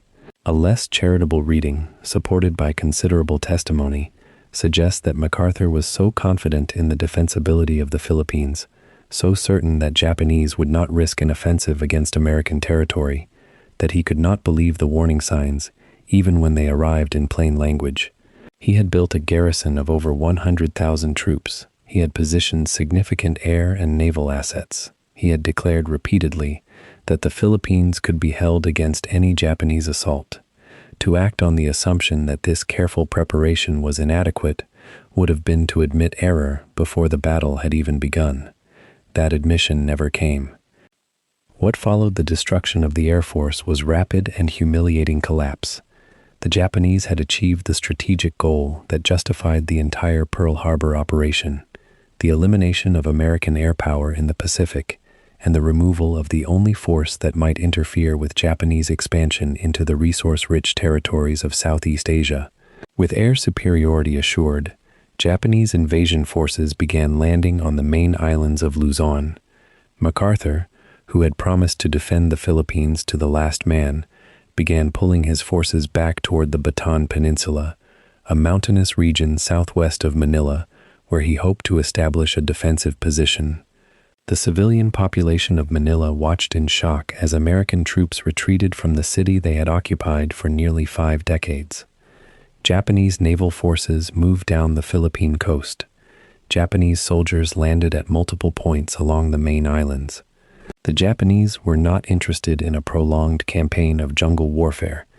They knew that American reinforcements, once mobilized, would make any extended fight suicidally expensive. They moved with speed and decisiveness, pushing American and Filipino forces back toward the peninsula. By December 25, 1941, Christmas Day, MacArthur evacuated Manila and withdrew to the island fortress of Corregidor, a rocky island in Manila Bay that contained gun emplacements, radar stations, and military facilities. From Corregidor, MacArthur commanded the doomed defense of the Bataan Peninsula, where roughly 80,000 American and Filipino troops, already depleted and starving, faced a numerically superior Japanese force. The situation was hopeless from the beginning. There were no reinforcements. There were no supplies. There was no air support. The Japanese had control of the skies and could bomb Corregidor at will. The forces trapped on Bataan faced a slow death from starvation, disease, and combat casualties. MacArthur remained on Corregidor for nearly 4 months, issuing orders to troops he could not resupply and could not hope to relieve. He wrote in his diary that he would share his soldiers' fate, that he would fight to the death on Filipino soil. These were fine words, the kind of words expected from a commander, the kind of words that helped construct a myth. They were also lies, though MacArthur may not have fully recognized them as such at the time he wrote them. In February of 1942, President Franklin Delano Roosevelt, recognizing that MacArthur's continued presence on Corregidor was becoming strategically pointless, ordered him to evacuate to Australia. MacArthur refused. He said he would not abandon his troops. He said his duty required him to stay. He said that his presence on Corregidor was essential to American strategy. Roosevelt issued the order again. This time, it was not a suggestion. The President of the United States was directing the general to leave the island. MacArthur gave way. He began planning an escape that would be at once daring and deeply controversial. On the night of March 11, 1942, MacArthur, his wife Jean, his son Arthur, and a small staff of officers boarded 4 PT boats, fast torpedo boats designed to evade enemy patrols. They ran south through Philippine waters in darkness, threading between Japanese naval patrols and flying Japanese reconnaissance aircraft. It was a desperate gamble. If they were caught, MacArthur would be captured. If he was captured, he would become a prisoner of war, stripped of authority, unable to exercise command. The escape itself became the stuff of legend. MacArthur crouched in the cabin of the lead boat as it bounced across the dark waters. The officers around him whispered prayers. The radar operators strained to detect approaching enemy ships. One PT boat was damaged and had to be abandoned. The remaining 3 boats pushed on toward Mindanao, the southernmost large Philippine island, where they would transfer to a B-17 bomber for the long flight to Australia. They made it. Against significant odds, through waters patrolled by Japanese destroyers and watched by Japanese aircraft, MacArthur escaped. He arrived in Australia on March 17, 1942, having been away from Australia and separated from active command for only 17 days after his evacuation order. Yet, in that short time, his departure transformed in the telling. It was no longer an escape ordered by the President of the United States. It was a bold stroke by a general determined to continue fighting the war. It was destiny working through a chosen instrument. Before he left Corregidor, MacArthur had issued a statement to the troops he was leaving behind. The statement contained a promise that would become his defining phrase for the rest of the war: "I shall return." The men MacArthur left behind on Bataan and Corregidor faced months of slow torture and death. The Japanese siege tightened. Disease, particularly malaria, killed more men than combat. Starvation was constant. The food rations were reduced again and again. Men died standing up at their posts, too weak to fall. The Japanese did not assault Bataan directly, but instead gradually starved the peninsula into submission.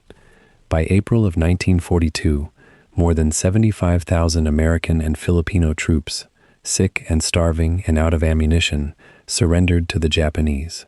What followed was the Bataan Death March, one of the war's great atrocities.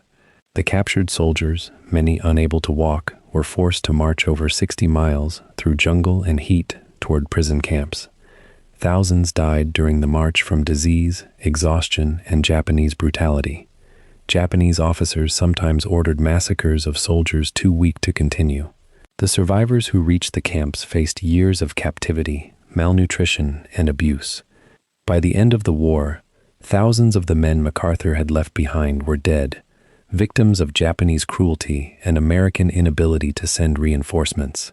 Yet none of this tragedy touched MacArthur's reputation in the American public consciousness. Instead, his escape became a narrative of heroic defiance. The promised return became a rallying cry for Americans fighting across the Pacific. MacArthur cultivated this image with skill and determination. He gave speeches about his determination to return. He granted interviews emphasizing his confidence in eventual victory. He positioned himself in the American imagination as the lone warrior who had stood against the Japanese tide, forced to retreat by superior numbers, but never defeated in spirit. This narrative was not entirely false. MacArthur had resisted the Japanese invasion. He had maintained discipline in his troops, even as supplies dwindled. He had fought a strategic retreat that, while ultimately unsuccessful, had slowed the Japanese advance and bought time for the American war effort. But the narrative was incomplete. It elided the failures that preceded his escape. It did not mention the destroyed Air Force caught on the ground at Clark Field. It did not acknowledge the months of overconfidence that had left the Philippines inadequately prepared for the war that MacArthur himself had believed was coming. It focused on what came after rather than what came before. By the time MacArthur reached Australia, the character of the war had already begun to shift. The attacks on Pearl Harbor and the Philippines were supposed to be the opening moves of a campaign that would eliminate American and British power from the Pacific and Indian Oceans, leaving Japan free to consolidate its conquests. Instead, American industry was beginning to mobilize. Ships sunk at Pearl Harbor were being refloated and repaired. New ships were being built at a rate the Japanese could never match. American pilots, trained in the vast openness of the peacetime American military, would soon learn the lessons of combat and begin to match and then exceed the capabilities of their Japanese counterparts. The Philippines had fallen, but the war was far from over. MacArthur, carrying the weight of his escape and the promise he had made to return, would spend the next nearly 3 years proving that a defeated general, given time and resources, could become the architect of victory. The disaster of December 1941 would become, through careful narrative construction and genuine military talent, the prelude to MacArthur's greatest triumph. The Philippines in early 1942 was a world of defeat. What had once been the jewel of American colonial possession had become a trap, and the man who commanded it knew with absolute clarity that his presence there would soon be worthless. Douglas MacArthur, the Field Marshal of the Philippine Army, the Supreme Commander of United States Army forces in the Far East, sat in the concrete fortress of Corregidor Island and watched his world collapse. The Japanese had swept through the archipelago with a speed that defied the intelligence reports he had dismissed, the strategic assumptions he had championed, and the defensive preparations he had overseen. The Philippines were being lost, and MacArthur understood that if he remained, he would lose not merely a campaign, but his freedom, his authority, and his future.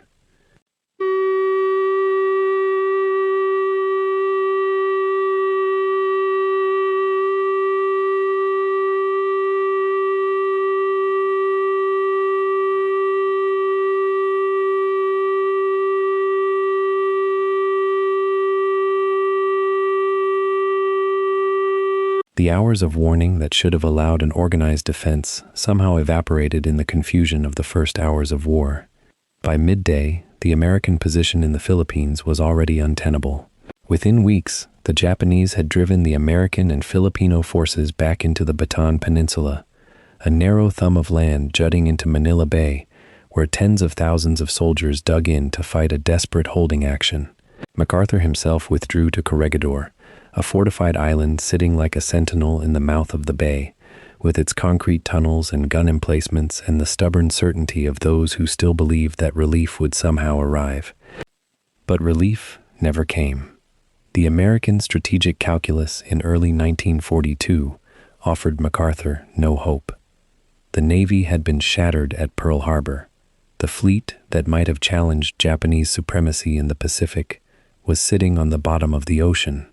The resources that might have been poured into the Philippines were being diverted to the European theater, where Germany represented the greater threat in American strategic thinking. MacArthur's pleas for reinforcement, for supplies, for air cover, all went essentially unanswered.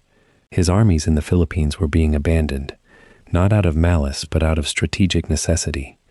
This was a truth that MacArthur understood, even as he railed against it, and it forced him toward the only decision that mattered. He had to leave the Philippines or perish with them. The order came from President Franklin Roosevelt himself. In early March, Roosevelt directed MacArthur to leave the Philippines and go to Australia to assume command of the Southwest Pacific area. The military logic was sound. MacArthur was needed alive and free to organize the counterattack that would eventually drive the Japanese back across the Pacific. Allowing him to be captured or killed in the Philippines would serve no purpose. Yet for MacArthur, the order carried the weight of a terrible irony. He had fashioned himself as the protector of the Philippines, the man whose presence guaranteed American strength in the region. Now that presence had become a liability, and his departure would be read by many, especially the Filipino people, as abandonment. MacArthur resisted the order initially, as he resisted most directives that contradicted his will. But Roosevelt was implacable, and after days of argument, MacArthur submitted. There was no time for elaborate farewells, no opportunity to prepare the soldiers under his command for a future without him. On the 11th of March 1942, under cover of darkness, MacArthur, his wife Jean, their young son Arthur, and a small staff of officers boarded 4 high-speed naval vessels called PT boats, fast torpedo boats, designed for speed rather than comfort. They carried supplies enough for the journey, maps of the route ahead, and the hope that the darkness and the speed of the boats would carry them through the Japanese patrols that infested the waters around the Philippines. The journey itself became almost mythic in its drama and danger. The PT boats raced south through the night, their engines pushing them toward speeds that made conversation nearly impossible. MacArthur stood on deck, staring into the darkness, his uniform immaculate even in the chaos of flight. The waters around them were patrolled by Japanese ships, and there was no certainty that they would reach the open sea without engagement. For a man accustomed to absolute command, the voyage represented a profound loss of control. He was at the mercy of the Navy now, dependent on junior officers and the fortune of war to ensure his survival. The boats pushed on through the dark, and MacArthur remained on deck, a figure of military authority rendered temporarily powerless by circumstance. The first leg of the journey carried them south through the Philippine archipelago, weaving between islands and avoiding the known positions of Japanese vessels. During the passage to Mindanao, MacArthur received word that the Japanese had intensified their patrol activity in the waters ahead. The convoy was forced to deviate from its planned course, adding hours to the journey and increasing the uncertainty of arrival. When they finally reached Mindanao after more than 30 hours at sea, MacArthur and his party landed briefly to refuel and receive reports on the situation they were escaping. The news from Bataan was growing worse by the hour. Starvation was setting in among the soldiers trapped there. Disease was spreading through the ranks faster than the Japanese were advancing. Men who had fought with discipline and courage were beginning to surrender in large numbers, knowing that further resistance only meant lingering death from hunger and sickness. From Mindanao, the journey continued aboard a transport plane that had been dispatched to extract MacArthur. The flight to Australia took many hours and required careful navigation to avoid Japanese fighter patrols. MacArthur sat in the cramped fuselage with his family and staff, aware that at any moment a Japanese fighter could intercept them, that his entire future could end in a burst of cannon fire or a plunge into the ocean. The plane climbed above the weather and pushed eastward across the Coral Sea, toward the continent that would become his base of operations for the next 3.5 years. Below, the waters teemed with the machinery of war, with submarines and patrol boats and the invisible networks of naval warfare. But the plane flew on, and on the 17th of March 1942, MacArthur's aircraft touched down at an airfield in Australia, and he stepped onto solid ground once more. The Australian public received him as a celebrity and a refugee simultaneously.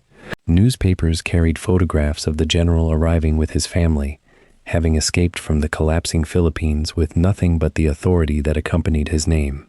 Crowds gathered to see him, and he moved through them with the bearing of a man whose destiny was far from finished.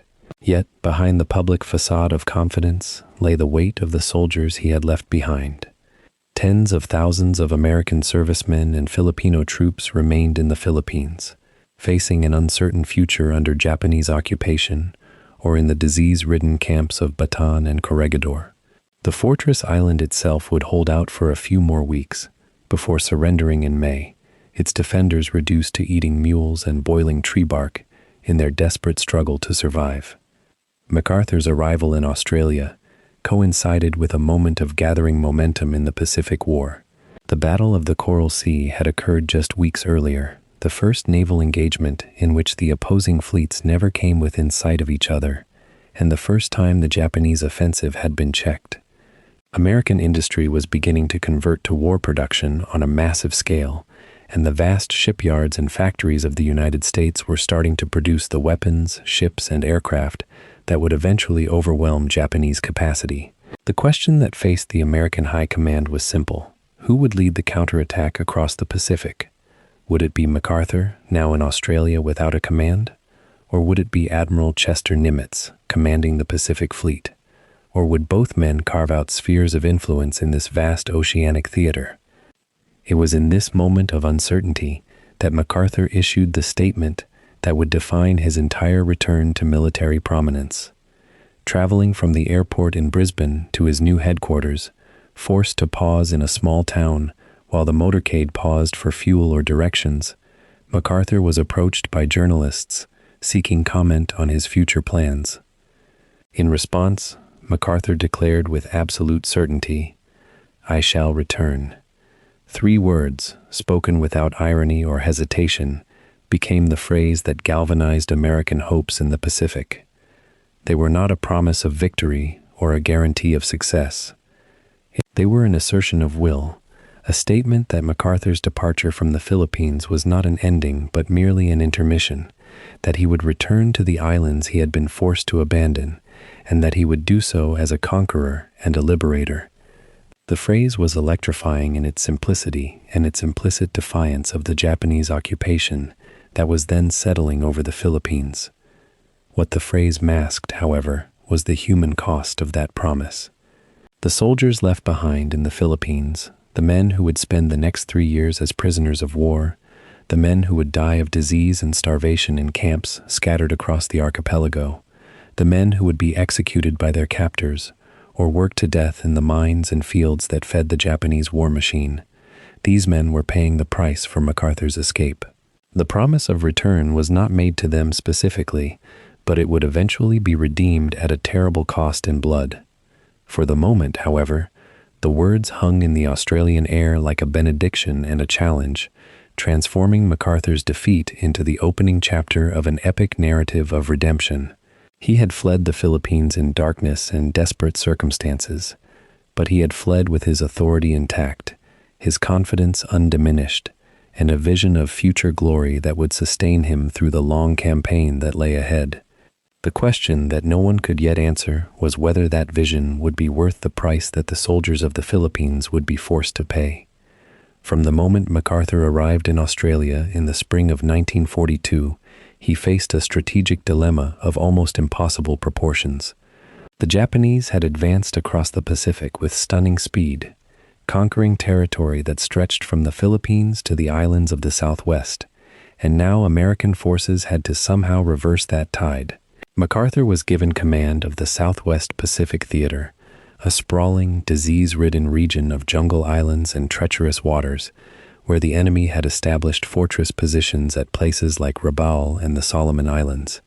Yet he inherited not a unified command structure, but a fragmented collection of under-equipped, demoralized units, scattered across thousands of miles of ocean. The Navy, meanwhile, operated under Admiral Chester Nimitz's Pacific Fleet Command, a separate theater with separate resources and separate strategic visions, two strong-willed commanders, two different theories of how to defeat Japan, and a Washington command structure uncertain which approach would work. From the outset, MacArthur understood that his survival depended not only on military victories but on winning the battle for resources and strategic authority in the halls of power back home. The strategy that MacArthur now developed became one of the most intellectually elegant and ruthlessly effective approaches of the entire Pacific War. Rather than assault every heavily defended Japanese strongpoint in a grinding, island-by-island conquest, he would selectively strike at weaker positions, establish airfields and supply bases, and then leapfrog northward and westward toward the Philippines, bypassing thousands of heavily armed Japanese soldiers on islands that would be cut off from supply and reinforcement. This was not a new concept in military theory, but executing it required iron discipline, precise coordination between ground forces, air power, and the Navy, and above all, extraordinary faith in one's ability to predict where the enemy would and would not move. MacArthur called this the island hopping strategy, though the term itself would not become common until much later. What mattered was that it offered the promise of faster advance, lower casualty rates than a frontal assault on every fortified position, and a way to preserve scarce resources while relentlessly tightening the noose around Japanese-held territory.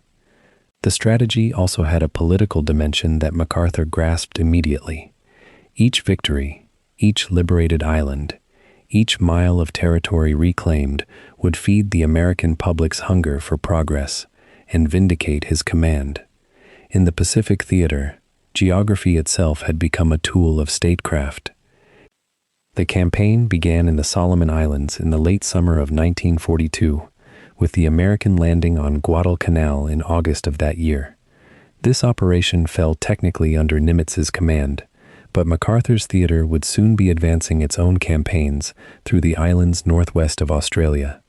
MacArthur's first major objective was Papua New Guinea, a vast, mountainous island controlled by the Japanese and accessible only through dense jungle, swamps, and conditions of almost unimaginable hardship. The terrain itself was as much an enemy as the Japanese forces, and the campaign through Papua New Guinea would stretch from 1942 through 1944, consuming vast quantities of resources, claiming thousands of American lives, and forging some of the most fearsome combat veterans of the war. Yet this grinding campaign also served MacArthur's purposes in unexpected ways. It advanced his forces northward, it tested and refined his operational concepts, and it kept American forces engaged in active combat, generating headlines and victories that kept his command in the public eye and demonstrated his strategic competence to the Pentagon. There was a tension at the heart of MacArthur's generalship during these years, a duality that would characterize his entire approach to the Pacific War. He was simultaneously fighting to defeat the Japanese and fighting to defend and expand his own authority against Nimitz and against Washington bureaucrats who might question his strategies or his fitness for command. The coordination of forces under MacArthur's command grew increasingly sophisticated as the campaign progressed through 1943 and 1944.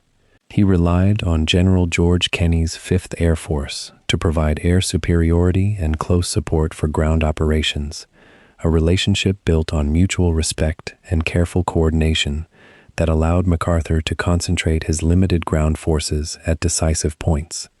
The Navy, initially operating under his command in the Southwest Pacific, provided transport, shore bombardment, and protection for amphibious landings, though the relationship between MacArthur and senior naval officers was often tense and filled with disagreement over tactics and strategy.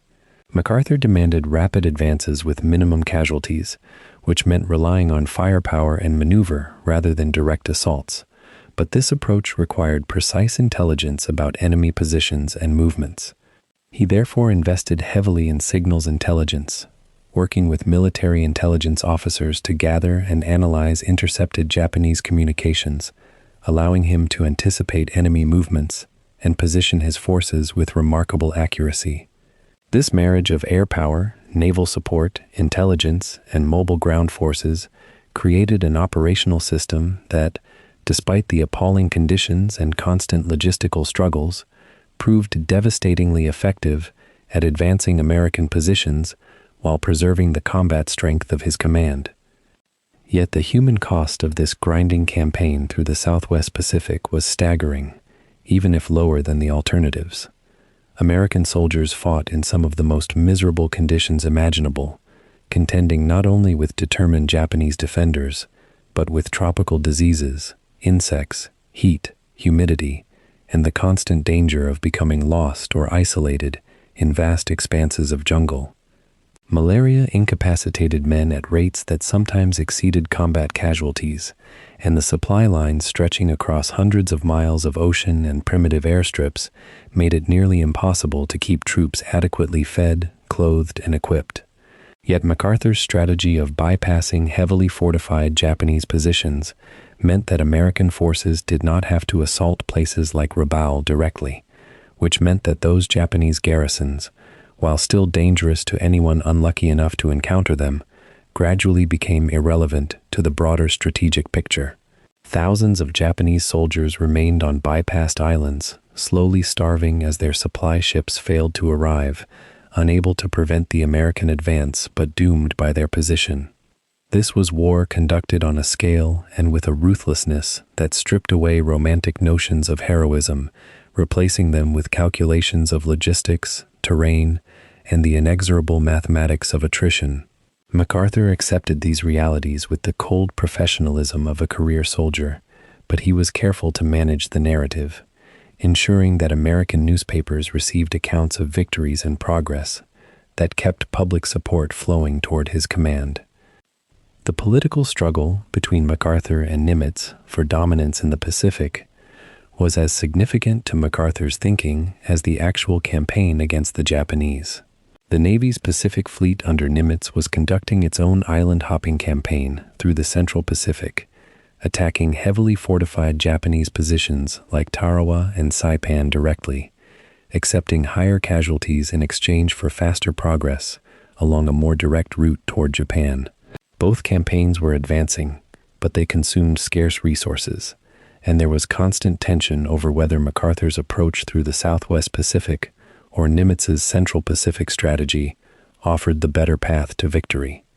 MacArthur viewed Nimitz as a rival and suspected that the Navy was attempting to monopolize the Pacific War and deny the Army the resources necessary to achieve victory. He cultivated relationships with influential figures in Washington, including President Franklin Roosevelt and key members of Congress, carefully presenting his achievements in the most favorable light and subtly questioning whether Nimitz's strategy was the most efficient use of American strength. This was not merely political maneuvering, though it surely was that. MacArthur genuinely believed in his strategy and was willing to fight for the resources necessary to implement it. But the political dimension was inseparable from the military dimension. Every victory in the Southwest Pacific was simultaneously proof of MacArthur's strategic genius and ammunition in his competition with Nimitz for authority and prestige.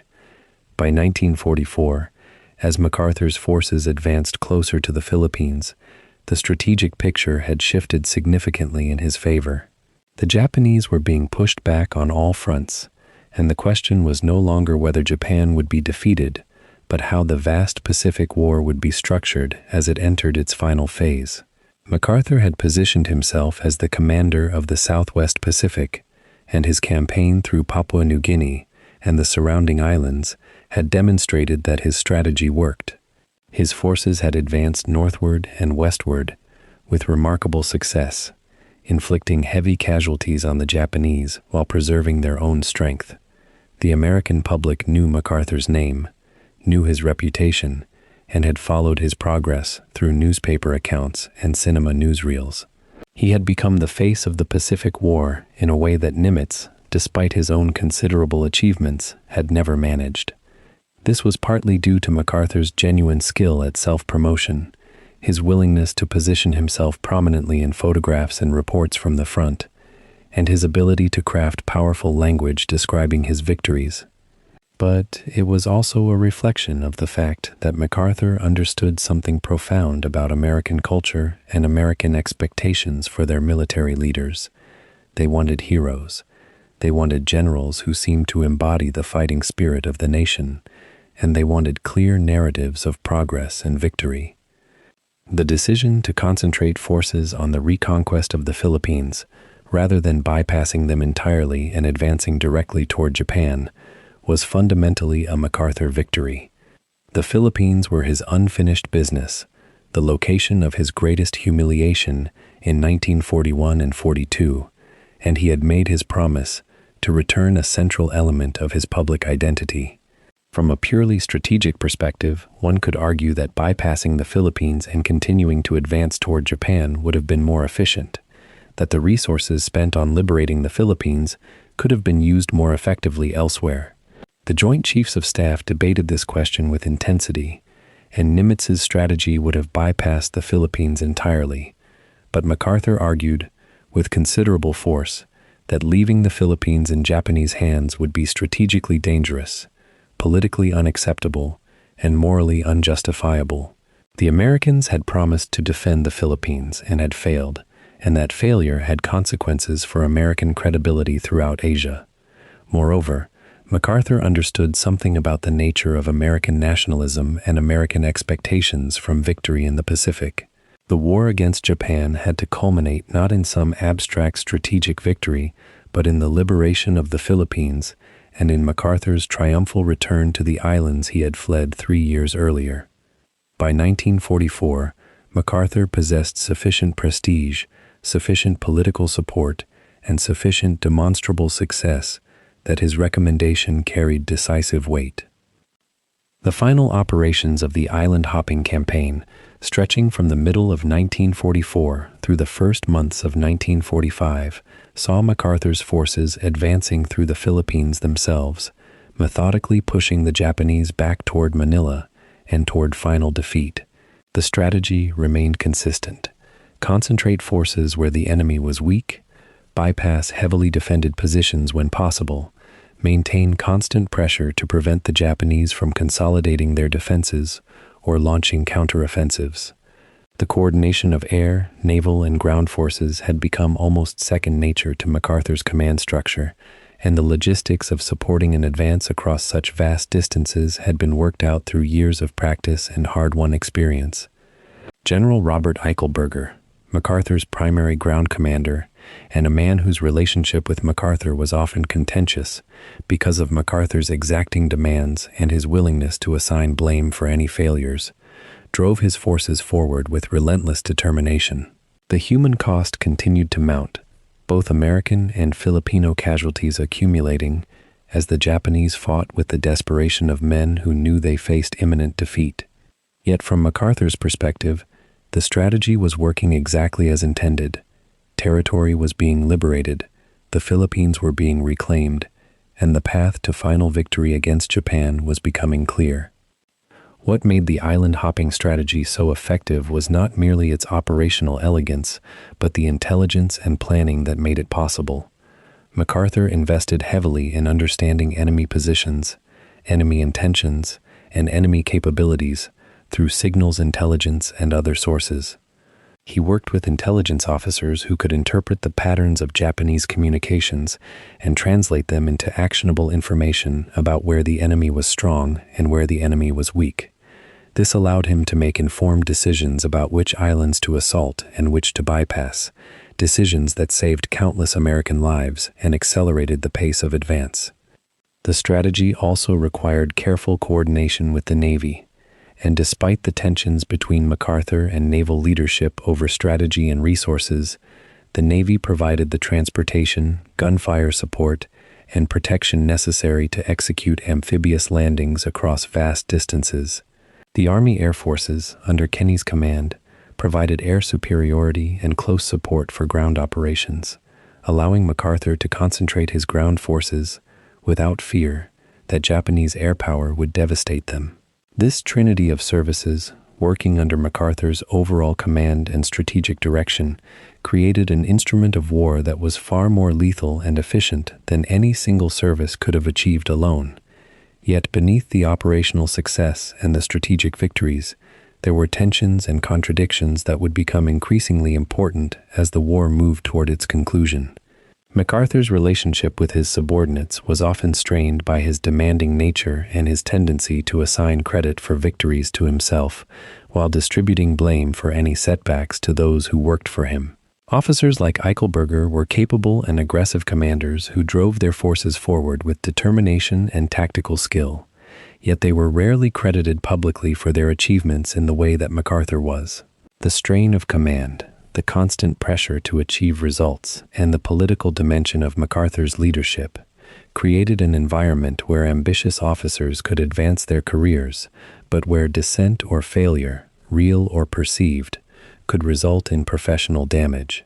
This system produced victories, but it also produced resentment and questions about whether credit was being distributed fairly or whether MacArthur was receiving disproportionate recognition for achievements that were genuinely the product of his entire command.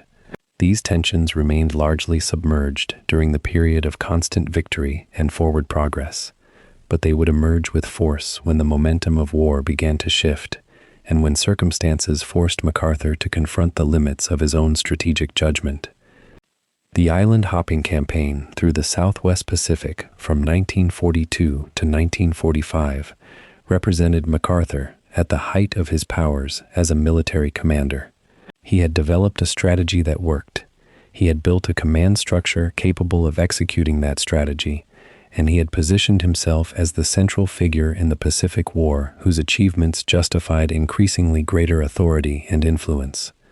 The strategy of bypassing heavily fortified positions in favor of advancing through weaker points proved devastatingly effective, advancing American forces closer to the Philippines and closer to final victory over Japan.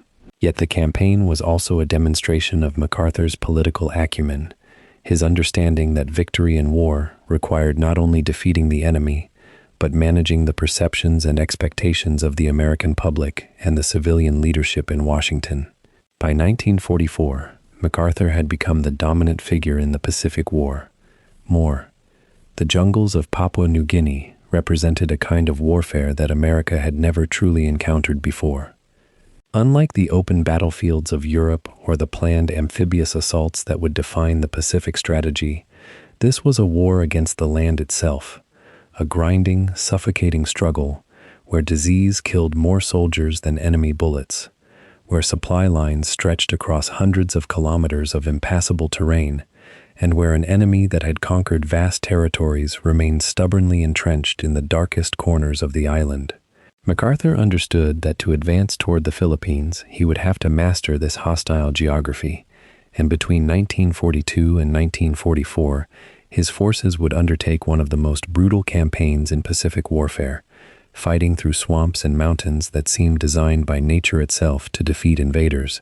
The campaign would cost tens of thousands of casualties, transform young soldiers into hardened veterans, and test the limits of both MacArthur's strategic vision and his ability to command subordinates who grew increasingly frustrated with his methods.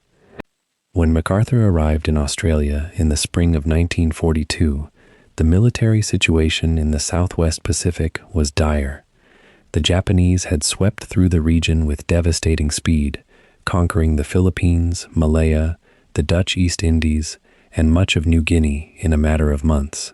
MacArthur's assignment was to stabilize the situation and eventually launch an offensive that would drive the Japanese back, but he lacked the resources, the air support, and the naval superiority that would characterize later operations. The island of New Guinea itself was divided. The Japanese controlled the eastern portion and were building airfields and supply bases that threatened Australian territory and American positions in the Solomon Islands. MacArthur's initial strategy was defensive, holding the line while building strength. But as supplies arrived and American military production began to surge, he conceived a bold alternative to the costly frontal assaults favored by military doctrine. Rather than attacking Japanese strongholds directly, he would bypass them, landing at points where enemy defenses were weak or non-existent, cutting supply lines and leaving isolated garrisons to wither while he advanced toward his ultimate objective. This strategy, which came to be known as island hopping, was not entirely MacArthur's invention. Naval commanders in other theaters had conceived similar ideas, but it became the defining characteristic of his Southwest Pacific campaign. The logic was brutal and efficient. Why waste American lives storming heavily fortified positions when you could land behind enemy lines, seize territory the Japanese had not yet occupied, and force them to either retreat or be surrounded? The strategy promised speed and economy of force, allowing MacArthur to advance northward with fewer troops than a direct assault would require. However, it also required precise intelligence about Japanese positions, superb coordination between ground and air forces, and the nerve to leave enemy soldiers in your rear, trusting that air power could prevent them from becoming a serious threat. MacArthur possessed all of these elements to varying degrees, and he possessed something else as well, an absolute confidence in his own judgment that would sometimes border on recklessness.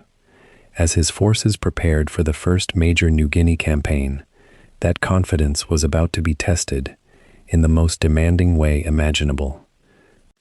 The campaign began in earnest at a place called Buna, located on the eastern tip of New Guinea's southeastern peninsula. Japanese forces occupying this position had been tasked with crossing the island's interior mountains to strike at Allied positions in the southern part of the island, but they had been halted by Australian troops in a desperate mountain battle near Port Moresby. Now, in late 1942, MacArthur's forces were tasked with driving the Japanese back, and the operation became a nightmarish struggle through terrain that seemed to resist every human effort at conquest. The terrain around Buna was a nightmare of mangrove swamps, densely packed jungle, and fortified positions that the Japanese had had months to prepare. Soldiers advancing through the swamps found themselves waist-deep in brackish water, their uniforms rotting from fungal infections, their supplies waterlogged and useless, their weapons jammed by moisture and sand. Malaria, dysentery, and dengue fever spread through the American and Australian forces with terrifying speed, and in some units, more men were evacuated for disease than for combat wounds. General Robert Eichelberger was the American commander tasked with coordinating ground operations around Buna, and his experience during this campaign would shape his relationship with MacArthur for years to come. Eichelberger was a capable officer with genuine tactical sense, but he found himself caught between the impossible demands of his superior and the grinding realities of jungle warfare. MacArthur, operating from his headquarters far from the fighting, issued orders that seemed to ignore the actual conditions soldiers faced, demanding rapid advances and swift victories, while the men under Eichelberger's command were collapsing from disease faster than they could be replaced. MacArthur's communications with Eichelberger took on an increasingly sharp tone, with MacArthur implying that delays were due to lack of aggression rather than the hostile environment or inadequate supply lines. In one message that would later become famous among MacArthur's critics, he informed Eichelberger that if the general did not take Buna within a specified time frame, he would be relieved of command. The implication was clear. MacArthur expected victory regardless of cost, and he held his subordinates responsible for achieving it. The Buna campaign stretched on for nearly 4 months, far longer than MacArthur had anticipated or desired. The Japanese garrison, though surrounded and cut off, fought with extraordinary stubbornness, launching counterattacks and holding their ground inch by inch. American and Australian forces, despite their vastly superior numbers and eventually achieving air superiority, found it extraordinarily difficult to dislodge the enemy from their fortified positions. The jungle itself seemed to protect the Japanese defenders, providing cover that even intensive artillery bombardment could not fully eliminate. Casualties mounted steadily on both sides, but the toll on MacArthur's men was particularly severe because of disease and exhaustion. Soldiers who had landed healthy and motivated departed the campaign as skeletal figures, their eyes hollow with malaria and stress.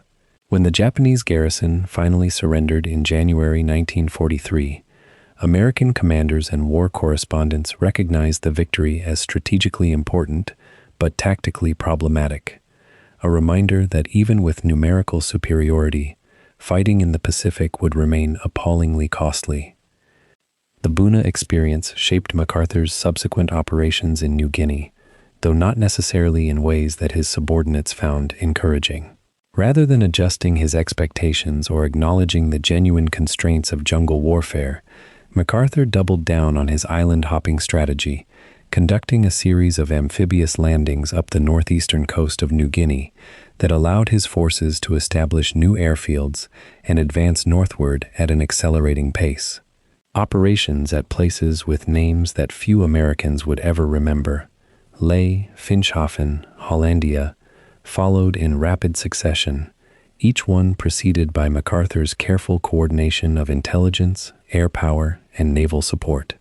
Between the major landings, air forces under MacArthur's command conducted relentless campaigns against Japanese positions, using the newly captured airfields to extend their range and bring ever larger portions of Japanese-held territory within striking distance. The strategy was working, at least in terms of territory gained and the gradual weakening of Japanese air power, but the human cost remained staggering. Disease continued to be as significant an enemy as the Japanese themselves throughout the New Guinea campaign. Doctors and medical staff worked frantically to contain malaria, which swept through units with frightening speed, sometimes rendering more than half of a company's soldiers unfit for duty within weeks. Dengue fever, known colloquially as breakbone fever, left soldiers racked with pain and fever for days, sapping their strength and their will. Tropical infections that had no name in military medical manuals attacked soldiers' skin, causing wounds that would not heal in the humid environment and rapidly becoming infected if not treated with urgency.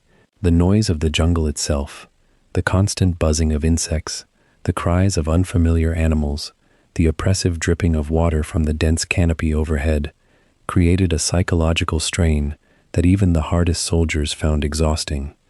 These factors meant that MacArthur's advance, while steady, was achieved at a human price that military planning documents often downplayed or ignored. In Washington, politicians and generals celebrated the steady progress up the New Guinea coast, but the soldiers doing the fighting understood that each kilometer of ground gained, came at a cost that seemed almost disproportionate to the strategic value gained. Eichelberger and other subordinate commanders continued to chafe under MacArthur's demanding style, but they also recognized that his strategic vision was generally sound. The Japanese, despite their earlier dominance, were being forced into increasingly defensive positions, their garrisons isolated, and their supply lines severed by American air power and naval operations. MacArthur's bypassing strategy meant that once powerful Japanese bases were left to slowly starve, their ability to effect operations diminishing with each passing month. The Americans were gaining experience, learning how to conduct amphibious operations in challenging conditions, and developing the logistical expertise required to support far-flung operations across hundreds of kilometers of ocean. Intelligence officers working for MacArthur became increasingly sophisticated at reading Japanese intentions and positions, allowing him to anticipate enemy movements and position his forces to exploit opportunities.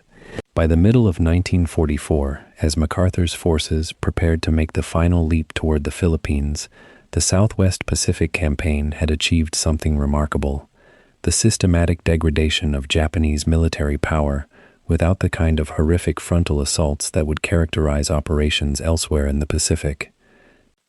As 1944 progressed and MacArthur's forces moved closer to their ultimate objective, the character of operations in New Guinea gradually shifted from major combat to mopping up operations and establishing bases for the next phase of the war.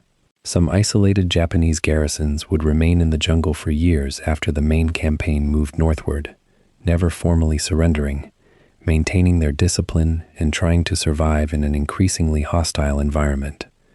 The jungle that had been so terrible an opponent during the fighting continued to exact a price from the soldiers forced to garrison the newly captured territory. Supply ships bringing food and ammunition had to navigate waters that Japanese submarines continued to patrol, and the logistical effort required to maintain armies thousands of kilometers from Australia strained every link in the supply chain. Yet MacArthur's stubborn focus on the objective, the Philippines, and eventually the complete defeat of Japan, drove the campaign forward with relentless intensity. The New Guinea campaign had taught him lessons about his subordinates, about the Pacific environment, and about the capacity of American forces to adapt to extraordinary circumstances, lessons that he would carry with him as he prepared for the decisive confrontation that awaited in the Philippines. Looking back at the New Guinea campaign from the perspective of its completion, historians and military analysts recognized it as a turning point in the Pacific War, though they did not always agree on its significance. For MacArthur's admirers, the campaign demonstrated his strategic genius, his willingness to depart from conventional military doctrine, and his ability to orchestrate complex operations across vast distances with limited resources. For his critics, it represented a campaign marked by exaggerated claims of success, by harsh demands on subordinates who were struggling with impossible conditions, and by a tendency to magnify his own role while downplaying the contributions of others. The truth, as is often the case, lay somewhere between these interpretations. MacArthur had conceived a strategy that worked, but he had done so at a considerable human cost, and his relationships with several of his most capable subordinates had been damaged by his imperious style and his distance from the actual fighting. The soldiers who had bled in the jungles of New Guinea, those who survived and those who did not, would remember the campaign as something far more complex and ambiguous than any strategic triumph, a reminder that victory in war carried a price that could not be fully captured in casualty lists or territorial gains. For 3 years, Douglas MacArthur had carried the weight of a promise. From the moment he fled the Philippines in the darkness of March 1942, that promise had become his obsession, his redemption, his entire reason for waging war across the vast distances of the Pacific. "I shall return," he had declared to the people of the Philippines and to the American public, words spoken with the absolute certainty of a man who could not conceive of failure. Every jungle campaign in New Guinea, every island conquered through grinding attrition, every naval victory orchestrated against Admiral Chester Nimitz and the Pacific Fleet had been a single-minded march toward one shore. Now, in October 1944, as his invasion fleet approached the waters of Leyte Gulf, MacArthur stood on the bridge of a naval transport with the cameras already rolling, aware that history was watching and determined to ensure it watched exactly as he wished. The staging had begun months before, as his staff calculated the perfect moment, the perfect beach, the perfect light for a man wading through waist-deep water toward destiny. This was not merely a military operation. It was a political act, a personal reckoning, and a carefully choreographed performance that would reshape not only his reputation, but the entire trajectory of the Pacific War.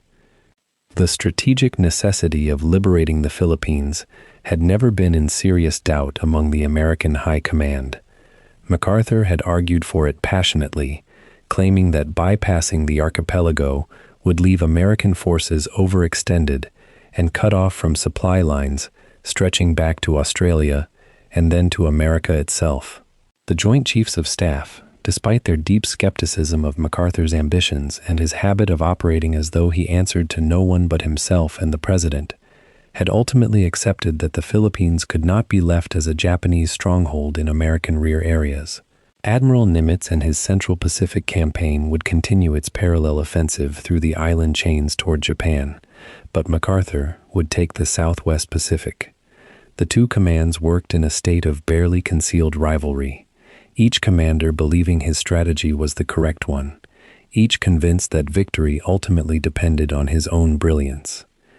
MacArthur had spent months marshaling his forces, coordinating with the Navy despite their mutual distrust, and planning not just a military victory, but a symbolic one that would erase the humiliation of Bataan and restore his place as the supreme strategist of the Pacific. He understood something that many of his critics failed to grasp. War was not only about conquering territory, it was about narrative, about how history would remember the victory and who would be remembered as the architect of that victory.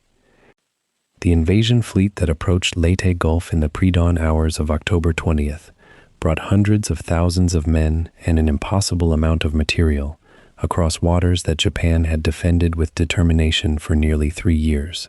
The initial landings encountered surprisingly light resistance in some sectors, heavy fighting in others, the pattern of Japanese defense that had become familiar across the Southwest Pacific campaign.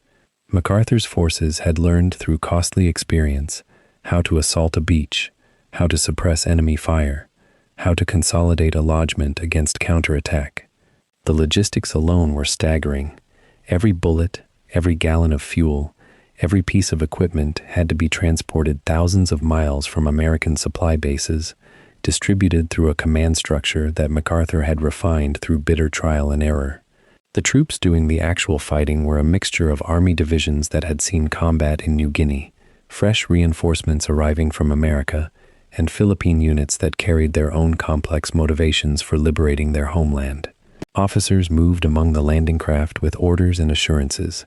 Sergeants steadied their men in the final moments before the ramps dropped, and countless individual soldiers faced the prospect of walking into enemy fire with the knowledge that success was expected and failure was unthinkable. The scale of the operation was a proof of American industrial power and the decision to prioritize the European theater first, leaving enough resources for the Pacific nonetheless. By midday, hundreds of thousands of men had landed on Leyte, and the American flag flew over part of the island, marking the beginning of what would be a costly campaign of months, rather than the swift victory some commanders had anticipated. It was in the late afternoon of that first day, with the beachhead established but still vulnerable, that MacArthur made his way ashore. The general wore his characteristic wide-brimmed field marshal's cap and his sunglasses, his corncob pipe clenched in his jaw, his physical bearing conveying absolute authority and unshakable confidence. He had timed his appearance deliberately, waiting until the beachhead was secure enough to avoid the appearance of recklessness, but early enough that his presence would seem to be crucial to the landing's success. Cameramen from Army Signal Corps filmed his approach, photographers captured him wading through the water, and the images would be transmitted across the Pacific, across America, and into history. MacArthur walked deliberately through the knee-deep water, with an aide holding his arm, moving with the careful pace of a man performing for posterity. He emerged onto the beach and stood for a long moment, allowing the photographs to capture his silhouette against the Philippine landscape. The moment was real in that the danger was genuine and the stakes were truly enormous, but it was also carefully constructed theater, the culmination of 3 years of planning and positioning. When he finally moved inland and addressed the soldiers he encountered, his words were measured and authoritative, reminding the men that they had come to liberate the Philippines and that their role in this liberation would echo through history. Few of the soldiers understood that the general they were fighting for had orchestrated this moment as carefully as a conductor directs a symphony, that every element had been calculated to ensure his resurrection in American consciousness. The actual campaign to secure the Philippines stretched far longer than MacArthur had initially promised or expected, unfolding across 4 brutal months from October 1944 into February 1945. The Japanese had learned from their defeats in New Guinea that they could not stop the Americans through conventional defense of beaches. Instead, they reinforced the interior of the islands and prepared for a grinding war of attrition in jungle terrain, where American advantages in naval gunfire and air support became less decisive. The fighting for the Central Islands, particularly around Iloilo and Cebu, saw American forces advance through dense vegetation and rugged terrain against determined Japanese defenders who had nothing to lose and everything to prove. The Japanese High Command had decided that the Philippines was a place to wage a delaying action, to inflict maximum casualties, and to prove to the American public that victory would come at a terrible price. The campaign consumed tens of thousands of American lives, with soldiers killed not only by Japanese bullets and shells, but by tropical disease, dysentery, malaria, and the simple wearing exhaustion of combat in a hostile environment. Whole regiments were decimated and then rebuilt, rotated out for rest or replacement, pushed back into the lines to continue the grinding advance. Some units fought for months without significant relief, their commanders demanding the final mile of progress, even as the men under their command approached the limits of human endurance. MacArthur's strategy of bypassing strongly held positions and attacking from behind worked in theory, but in practice meant that isolated Japanese garrisons often had to be eliminated through prolonged combat, rather than being cut off and left to surrender. The human cost of the liberation of the Philippines was measured in casualties that mounted through the winter and early spring of 1945. The civilian population of the Philippines paid a terrible price that history has often overlooked in the celebration of MacArthur's return and the restoration of American control. Japanese occupation had been harsh, particularly after the American invasion began, as occupation forces grew increasingly brutal in their treatment of civilians suspected of supporting the incoming Americans. The fighting itself devastated communities that had already suffered years of occupation, with artillery barrages destroying homes, naval gunfire reducing towns to rubble, and the chaos of combat creating conditions where civilians became caught between two sides and suffered accordingly. Tens of thousands of Filipino civilians died during the campaign, casualties that were recorded in official reports but quickly faded from popular memory as Americans focused on celebrating victory. The trauma of liberation was complicated by the simultaneous destruction of the very islands being liberated, a contradiction that did not fit easily into the triumphant narrative of MacArthur's glorious return. MacArthur himself seemed largely indifferent to civilian casualties, viewing them as an unavoidable cost of war and a consequence of Japanese occupation rather than a consequence of American strategy. His primary concern was completing the military objectives and demonstrating that his strategy, his gamble, his insistence on returning to the Philippines had been vindicated.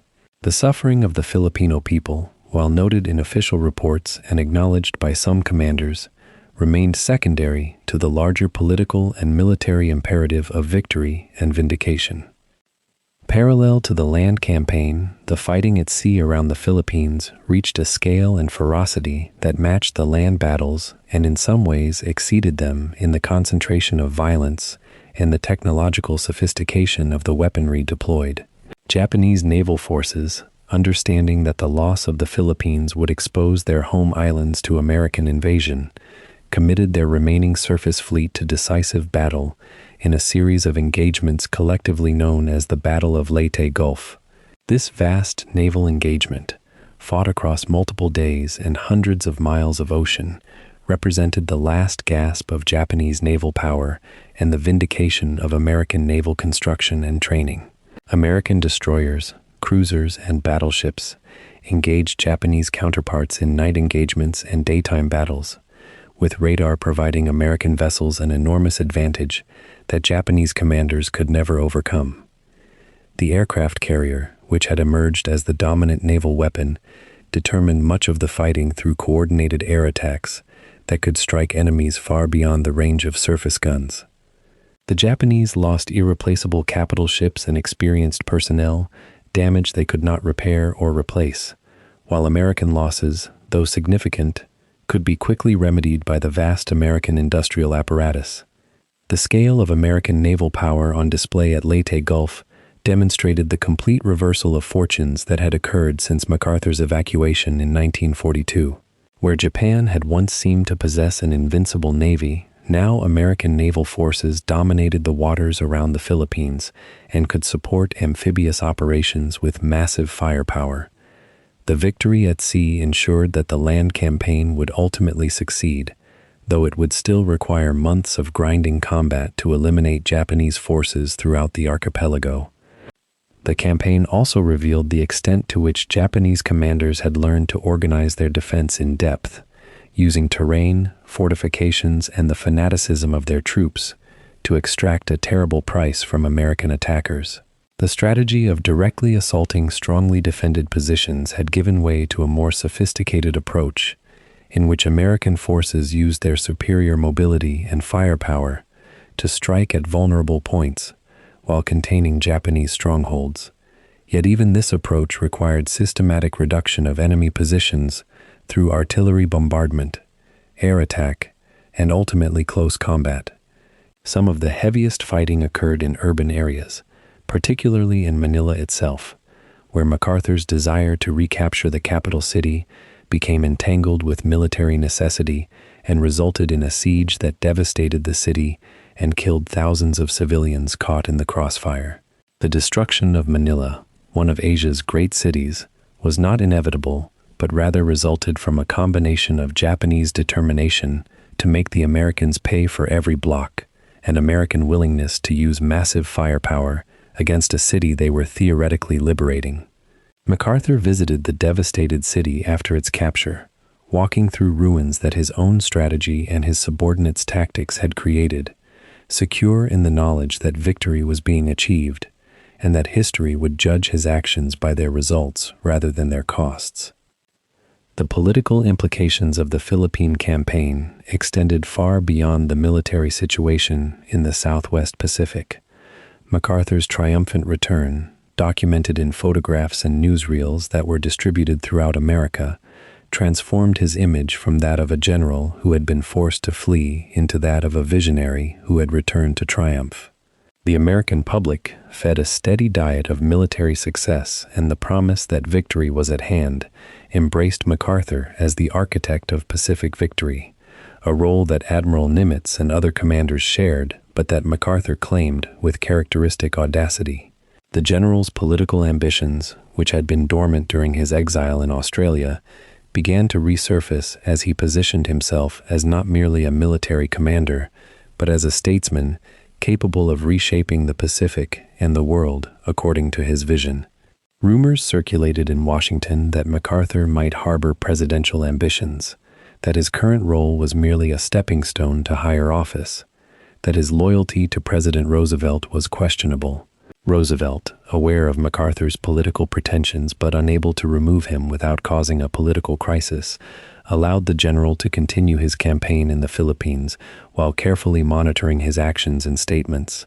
The intersection of military strategy and domestic politics, of genuine military genius and personal ambition, created a complex situation that would continue to unfold as the war drew toward its conclusion, and the question of post-war order and MacArthur's role in creating that order came to the forefront of American strategic planning.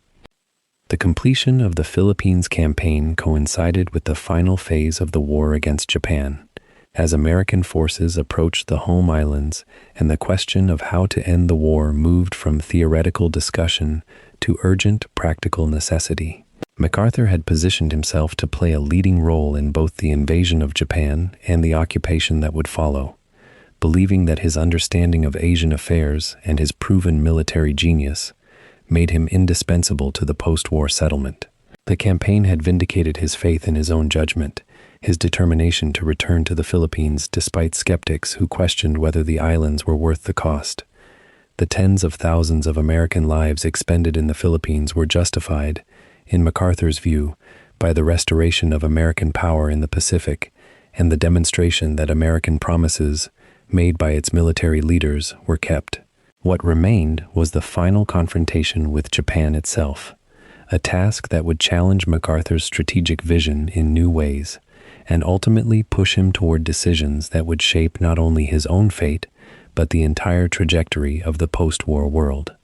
The man who had returned to the Philippines with corncob pipe and sunglasses, waiting ashore for the cameras, had proven that he could deliver on his promises.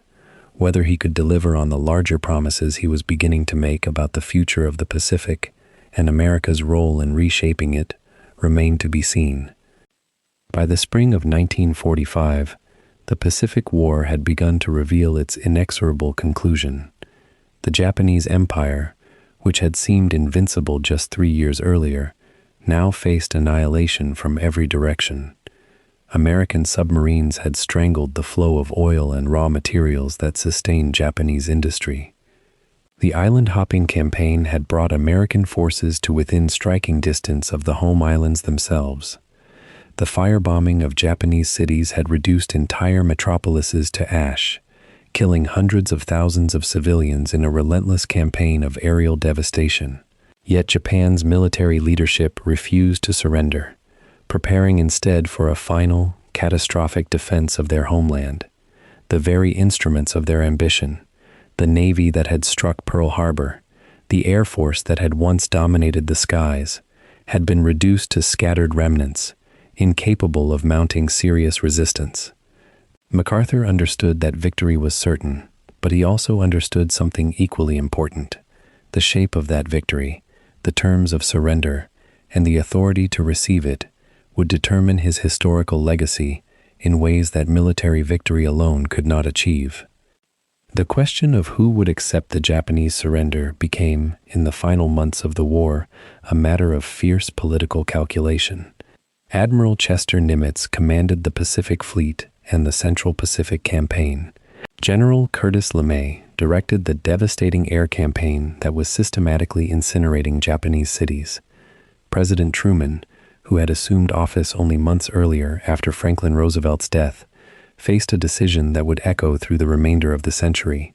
MacArthur, commanding the Southwest Pacific Theater, had never operated the massive naval fleets that dominated the Central Pacific.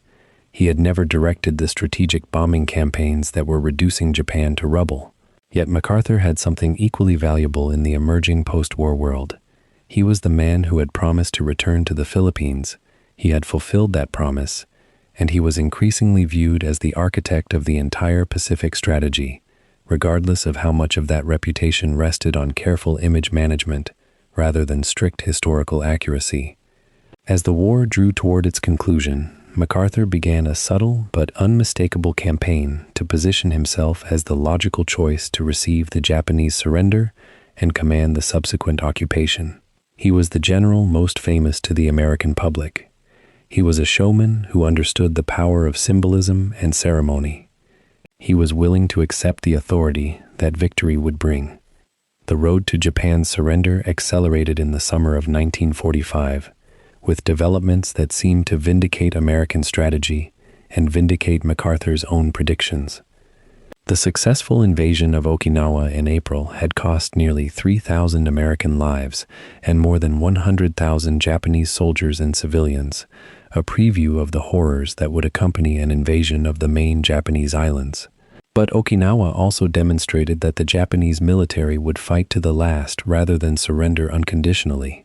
Plans for the invasion of Kyushu and Honshu, codenamed Operation Downfall, predicted casualty figures that climbed into the hundreds of thousands for American forces alone and millions for Japanese civilians.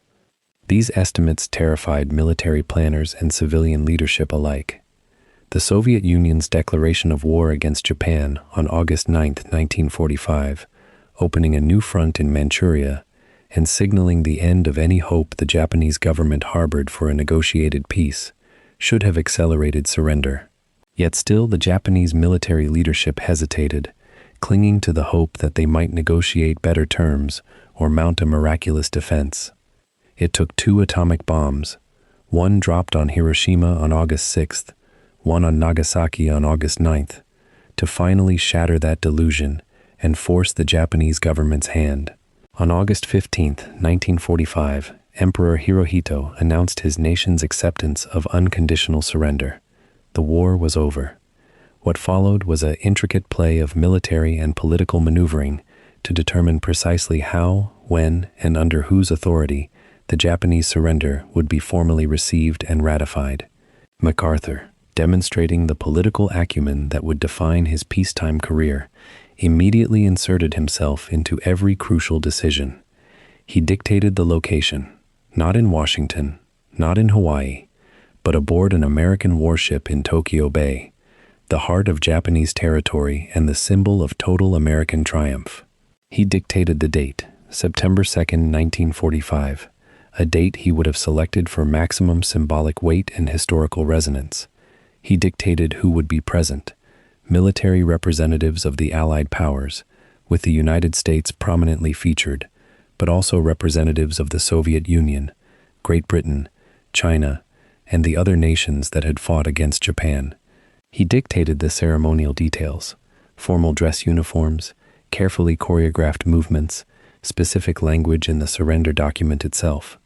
President Truman, eager to move forward with both the conclusion of the Pacific War and the beginning of the occupation, gave MacArthur remarkable latitude in managing these details.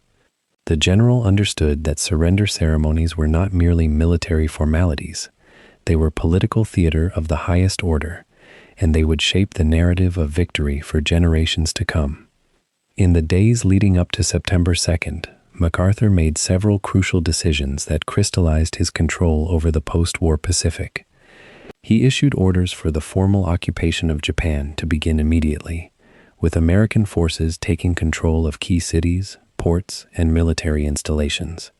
He instructed that no other American commander would be present at the surrender ceremony in any role that might suggest shared authority. Admiral Nimitz, whose Central Pacific naval forces had done so much to defeat Japan, was invited to attend but not to participate in any official capacity. General LeMay, whose Air Force had incinerated Japanese cities, would be present as an observer. MacArthur's subordinate commanders, who had bled through the jungles of New Guinea and the Philippines, would stand behind him as his supporting officers, visible but clearly subordinate. The message was unmistakable. The Pacific victory belonged to Douglas MacArthur. He had orchestrated it, he had endured it, and he would receive the fruits of it. This was not modesty or democratic spirit. This was the ambition and ego of a man who believed that historical greatness was not bestowed but seized, and that the moment of victory was the moment to seize it completely. The battleship USS Missouri, a newly commissioned vessel representing American industrial might and naval supremacy, became the stage for this carefully orchestrated ceremony. MacArthur chose the Missouri deliberately over Admiral Nimitz's recommendation of the USS Enterprise or the USS South Dakota. The Missouri was new, it was visible as a symbol of American power, and it could accommodate the elaborate guest list and press contingent that MacArthur had invited. On September 2, 1945, the ship lay at anchor in Tokyo Bay, its massive hull reflecting the early morning sun, its guns pointing toward the ruined skyline of Tokyo. Thousands of American servicemen lined the rails and filled every available space on the deck. Hundreds of journalists and photographers had been positioned to capture every moment. The Japanese delegation, including Foreign Minister Mamoru Shigemitsu and General Yoshijiro Umezu, arrived in small boats to approach the Missouri. They climbed aboard to find MacArthur already positioned at the head of a table on which the instrument of surrender had been placed, surrounded by American and Allied officers in dress uniforms, all arranged precisely according to a choreography that had been planned down to the smallest detail. MacArthur stood with his sunglasses and his corncob pipe, embodying every inch the victor receiving the submission of the vanquished. The surrender ceremony itself lasted roughly 23 minutes, though its brevity masked the extraordinary political and military significance of every moment. MacArthur spoke first, his words carefully crafted to acknowledge the sacrifice of those who had fought, to emphasize American generosity and victory, and to articulate a vision of the occupation that would follow. He spoke of the hope that from this solemn occasion a better world shall emerge out of the blood and carnage of the past, words that seemed to promise healing, even as they asserted complete American dominance. The Japanese officials signed the document, their hands moving stiffly as photographers captured every second. MacArthur then signed as Supreme Commander for the Allied powers, a title that conferred upon him virtually unchecked authority over the occupation and reconstruction of Japan. Representatives of the Soviet Union, China, Great Britain, Australia, the Netherlands, and the other Allied nations signed in turn, but their presence was ceremonial. The real power lay with MacArthur and the American forces under his command. General Jonathan Mayhew Wainwright, who had been a prisoner of war in Japanese hands since the fall of the Philippines, was brought forward to sign, his gaunt face and trembling hands a silent testimony to the suffering that the war had inflicted on those who had fought it. When the last signature was complete, MacArthur declared the proceedings closed with a simple but ringing statement: "These proceedings are closed." MacArthur's masterstroke in the days immediately following the surrender was his rapid consolidation of absolute authority over the occupation. He issued orders that established his headquarters in Tokyo. He directed that Japanese government institutions would continue to function but under American supervision. He placed American officers in every crucial position of civilian and military authority. He ensured that no other American general, no other national power, and surely no Japanese leader would have authority that he did not explicitly grant. When British officers arrived expecting to assume control of their sector of occupation, MacArthur made clear that all authority flowed through him. When Soviet representatives sought to establish a presence in Tokyo, MacArthur restricted them to their embassy. When American military figures from other commands sought to establish independent authority, MacArthur reminded them that he alone commanded in the occupation. This was not done crudely or with obvious confrontation. It was done through the careful exercise of military hierarchy, the strategic distribution of orders, and the simple assertion that the Supreme Commander possessed supreme authority. President Truman, preoccupied with the conclusion of the war in Europe, the immediate demobilization of vast American military forces, and the emerging tensions with the Soviet Union, allowed MacArthur considerable latitude in managing the occupation. MacArthur understood that this window of authority would not remain open forever, and he used it to establish patterns that would define the occupation for years to come. The contrast between MacArthur's position on September 2, 1945, and his position during the dark days of late 1941 could not have been sharper or more complete. 4 years earlier, he had been driven from the Philippines in defeat, his military reputation in tatters, dependent on a presidential order to escape to Australia. Now he stood at the height of military authority, presiding over the surrender of Japan, clothed in the authority of the victorious Allied powers, and positioned to shape the post-war world according to his own vision. The American public, which had celebrated his escape from the Philippines and embraced his promise to return, now saw him as the general who had delivered victory in the Pacific.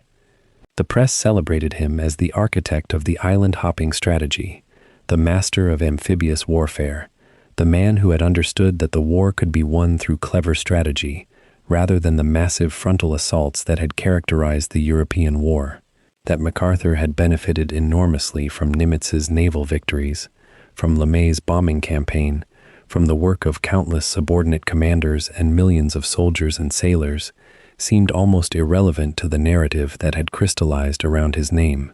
History, as MacArthur understood better than perhaps any general of his era, belonged to those who seized it, and on September 2nd, 1945, he seized the history of the Pacific War completely. Yet even as MacArthur stood in supreme authority, elements of the future challenge to his power were already taking shape. The Soviet Union, which had entered the war against Japan only 6 days before the surrender, had already begun to consolidate its position in Manchuria and Korea. The tensions between the Soviet Union and the United States, which had been submerged beneath the common cause of defeating the Axis powers, were now beginning to rise to the surface. American political leaders, particularly those who harbored doubts about Soviet intentions in Eastern Europe, were beginning to look at the Far East with new concern. The atomic bombs that had forced Japan's surrender had introduced a new dimension to warfare and international relations, a dimension that no previous military commander had to contemplate.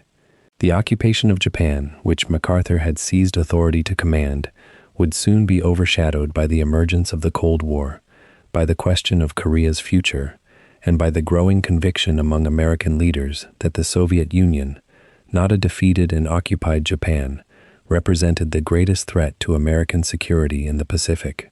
MacArthur could not have known, as he stood aboard the USS Missouri on that clear September morning, that within 5 years his authority would be challenged, within 6 years he would be dismissed from command, and within 10 years the occupation of Japan would be concluded, and American forces would be fighting a very different kind of war on a very different stage. For now, he was at the apex of his power and prestige, the most celebrated military figure in America, the man who had defeated Japan and was about to rebuild it, according to his own vision. The surrender ceremony aboard the USS Missouri concluded the Pacific War officially and ceremonially, but it opened what would prove to be the most complex and consequential chapter of MacArthur's career. The occupation of Japan, the transformation of a defeated and militarized empire into a peaceful democratic state, the articulation of a vision of post-war order in the Pacific. These were tasks that would require not military genius, but administrative skill, political acumen, and a capacity for reconciliation that MacArthur would, in subsequent years, prove to possess in greater measure than his wartime critics might have predicted. The general who had been dismissive of Filipino sensibilities during the insurgency campaigns, who had shown contempt for civilian authority when it conflicted with his strategic vision, who had overseen the conquest of the Philippines with a casualty count in the hundreds of thousands, now stood prepared to offer the Japanese people something different, a genuine attempt at democratic transformation, coupled with an assertion of absolute American authority that would reshape the political and social foundations of the nation. It was a paradox that would define the MacArthur story for the next 6 years, as he wielded imperial authority in service of democratic ideals, presided over a foreign nation while respecting the existence of a symbolic emperor, and attempted to transform a militaristic society into a peaceful democracy, even as the world around him descended into the first, prolonged crisis of the emerging Cold War. The man who had promised to return to the Philippines had returned. The man who had predicted victory in the Pacific had delivered it. Now came the harder task of determining what victory meant and what the victors would do with it. On the 2nd of September 1945, aboard the battleship USS Missouri, anchored in Tokyo Bay, Douglas MacArthur stood at the apex of his power. Before him sat the Japanese delegation, formal and diminished, preparing to sign the instrument of surrender that would end the Pacific War. As they inscribed their names onto the historic document, MacArthur held the moment. He would not merely oversee the end of this conflict. He would remake an entire nation according to his vision of order, democracy, and American purpose. For the next 6 years, from September 1945 until April 1951, he would exercise authority over Japan that was, in practical terms, nearly absolute. No governor-general of a colonial possession, no military administrator before him had wielded such comprehensive power over a defeated nation with so little meaningful oversight from Washington. MacArthur was not simply commander of occupation forces. He was supreme commander of the Allied powers, a title that granted him sweeping legislative, executive, and administrative authority.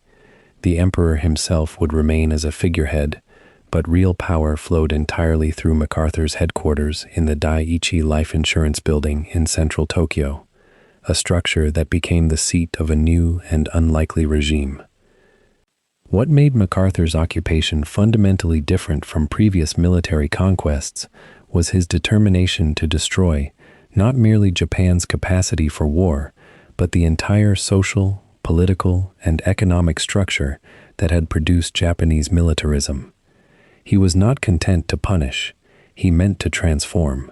This ambition ran counter to the vengeful mood that had gripped America during the final months of the war. There were calls for the trial and execution of the emperor, demands that Japan be permanently weakened, and proposals that the Japanese people themselves be subjected to years of deprivation as recompense for their aggression. MacArthur rejected this logic. He understood, with a clarity that surprised both his critics and his superiors in Washington, that a crushed and resentful Japan would become either a failed state or a Soviet client, neither outcome serving American interests in the emerging Cold War. Instead, he adopted a strategy of reconstruction alongside accountability. War criminals would face trials and executions, yes, but the broader population would be treated as a people capable of change and redemption. This combination of stern justice and genuine reform became the hallmark of his occupation, and it would ultimately generate respect from the Japanese themselves, a remarkable achievement for a conquered enemy. The first order of business was the dismantling of the military apparatus that had terrified Asia for a decade. Japan's vast military machine was systematized into obsolescence. Weapons were destroyed on a scale almost impossible to comprehend. Naval vessels were scuttled or scrapped. Aircraft were disassembled. Millions of soldiers and sailors were demobilized and returned to civilian life with minimal resistance. The zaibatsu, the massive family-controlled industrial conglomerates that had financed and enabled the war effort, were targeted for dissolution. These were not mere companies, but interconnected empires of finance, manufacturing, and trade that had been woven into the very fabric of Japanese power. MacArthur's economic advisors, many of them genuine reformers in the New Deal tradition, set about breaking them apart. The great trading houses, the shipping firms, the munitions manufacturers that had enriched Japan's military elite were forced to sell assets, separate holdings, and distribute shares to smaller investors. For the first time, Japan's economic structure faced genuine competition. Smaller enterprises could flourish. Working people could become shareholders. The concentration of wealth that had funded militarism was interrupted, at least temporarily, by deliberate policy. Land reform followed, and here MacArthur's occupation touched the lives of ordinary Japanese with direct and tangible impact. For centuries, Japanese farming had been characterized by tenant relationships that bordered on feudalism. Wealthy landowners controlled vast estates worked by peasants who surrendered enormous portions of their harvest as rent. This system had survived industrialization and war largely unchanged, creating vast rural poverty and dependence that made farmers vulnerable to the appeals of ultra-nationalist ideology. MacArthur's reformers recognized this structural injustice and moved to dismantle it. A comprehensive land redistribution program transferred acreage from large estates to tenant farmers, allowing them to own their own land for the first time. Rents were capped. Tenant protections were written into law. The psychological impact extended far beyond economics. For the first time, millions of rural Japanese were property owners with stakes in a democratic system. Land ownership became distributed rather than concentrated, creating a rural middle class with something to lose and something to gain from social stability. The transformation was not instantaneous and not universally successful, but the scale of the redistribution was radical. Within a few years, Japan's land tenure had been fundamentally reorganized. A peasantry that had been bound to landlords for generations suddenly occupied a different social position. Perhaps the most unexpected aspect of MacArthur's occupation was his embrace of labor rights and union organization. He authorized the formation of trade unions and encouraged their growth, recognizing that workers needed countervailing power against management to prevent the emergence of new forms of exploitation. Japanese unions proliferated and became genuine forces in the post-war economy. Strike activity increased, sometimes dramatically, but MacArthur permitted these expressions of working-class power to flourish. This was not sentimentality. It was calculation. Independent labor organizations, he believed, would serve as ballast against both communist appeals and the resurgence of the authoritarian militarism that had once claimed to serve national rather than factional interests. If workers had organizations defending their interests and wages, they would have less reason to embrace radical ideologies promising them a share of national power. The logic proved sound, though it sometimes created friction with American business interests who favored weak labor movements and low wages in occupied Japan.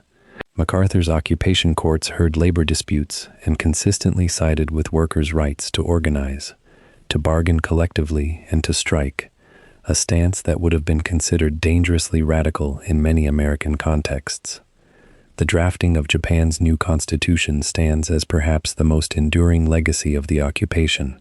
The existing Meiji Constitution, drafted in 1882, had been warped by successive military regimes into an instrument that legitimized authoritarian rule and the emperor's supposed divinity. A new fundamental law was required, and MacArthur appointed a constitutional drafting committee dominated by his own reformist advisors. The resulting document, which came into force in May 1947, abolished the concept of the emperor as a divine ruler, though it retained the emperor as a constitutional figurehead stripped of sovereign power. It guaranteed civil liberties, including free speech, assembly, and religion. It established universal male and later female suffrage. It created a bicameral parliament with genuine legislative authority. Most startlingly, it included Article 9, a clause that renounced war and pledged that Japan would never maintain military forces. Whether this remarkable pacifist commitment arose from genuine Japanese sentiment, from MacArthur's strategic calculations, or from his sense of the emperor's redemption, or from some combination of all three, became subject to intense debate. But the constitution that emerged was substantially more democratic than the document it replaced, and it embedded principles of human rights and civilian governance that transformed Japan's political culture. Women's suffrage, granted in 1945, represented another revolutionary change in Japanese society. Japanese women had been systematically excluded from political participation, relegated to carefully circumscribed domestic roles by law and custom. The occupation suddenly extended the franchise to all women over 20 years of age, more than doubling the electorate overnight. Women's participation in politics increased dramatically. Laws governing marriage, divorce, and inheritance were rewritten to grant women property rights and personal autonomy that had been denied them under the pre-war system. Women entered the workforce in unprecedented numbers. These changes did not penetrate Japanese society evenly or without resistance. Patriarchal attitudes remained deeply embedded in culture and custom, but the legal and institutional scaffolding supporting women's subordination had been deliberately dismantled. MacArthur's occupation, despite his own highly traditional views on gender and his imperial personal style, had created the conditions for Japan's eventual transformation into a society where women could exercise genuine political and economic agency. Yet for all these reforms, MacArthur maintained an aloof and distinctly authoritarian personal style that seemed almost designed to dramatize the contradiction between his professed democratic aims and his own imperial comportment. He rarely appeared in public, and when he did, it was carefully staged. He did not give interviews to Japanese newspapers. He communicated through directives that descended from his headquarters with the force of law. He lived in the embassy residence, physically separated from the Japanese people he was governing. His formal ceremonies were elaborate and distant. He dressed in his uniform with studied casualness, while maintaining an almost vice-regal distance from those around him. This paradox, a man implementing genuinely democratic reforms while embodying the antithesis of democratic humility, was not lost on Japanese observers. Yet somehow it worked. The Japanese people, accustomed to hierarchical authority and respectful of power, expressed through formal channels, responded positively to MacArthur's aloof competence. He was manifestly a different kind of occupier than the ones they had feared. He was not there to humiliate them or to steal their resources or to rule through the lash. He was there to transform them, yes, but toward what seemed, notably, to be their benefit. Beneath these sweeping reforms, MacArthur was always attentive to the emerging Cold War and Japan's role in containing Soviet expansion. The Soviet Union had entered the Pacific War only in its final days, but its presence in Manchuria and its looming influence over Korea created anxiety in Washington about communist expansion in Asia. Japan, as the industrial heartland of East Asia, and as a nation whose desperate population might be vulnerable to communist appeals, was strategically vital.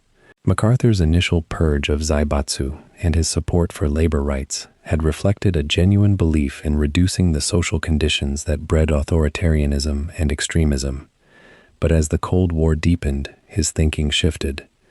By 1948 and 49, he began to resist some of the more radical labor organizing and to reconsider the dissolution of the zaibatsu. Conservative Japanese business leaders who had been compromised by association with militarism began to regain respectability. MacArthur's occupation, which had seemed like an instrument for fundamental social revolution, began to serve as a bulwark against communist expansion. The reforms he had implemented would prove durable, but the occupation's later years saw increasing emphasis on Japan as an ally in the Cold War rather than as a nation requiring fundamental transformation. The trial of Japanese war criminals represented another dimension of MacArthur's occupation authority. The Tokyo War Crimes Trial, formerly the International Military Tribunal for the Far East, ran from May 1946 to November 1948.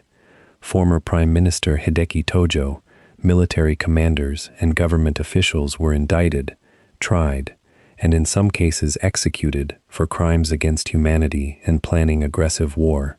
MacArthur himself did not preside over the tribunal.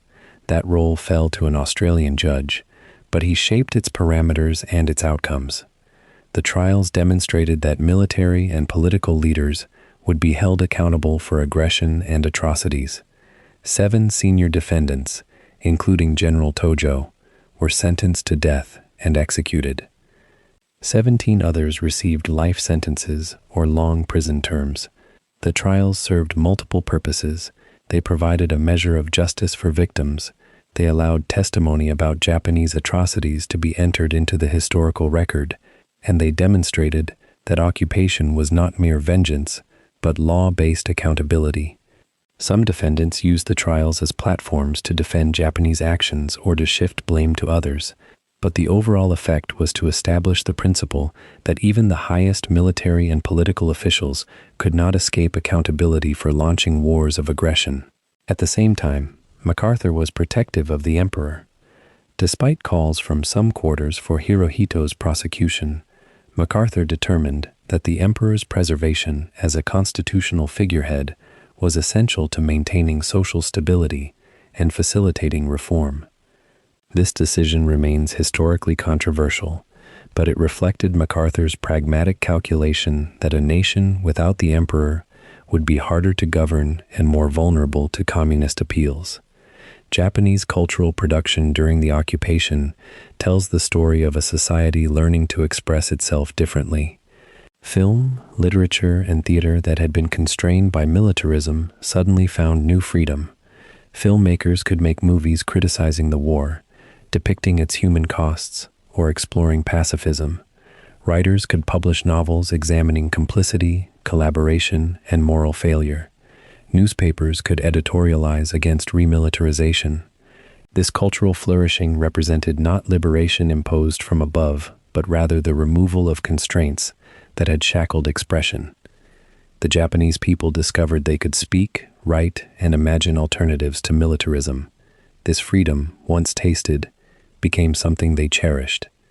By the time the occupation ended, Japanese society had developed a genuine anti-militarist political culture, not merely imposed by MacArthur's decree, but rooted in the people's actual experience of war's devastation and their hope that democracy and pacifism might offer a different path forward.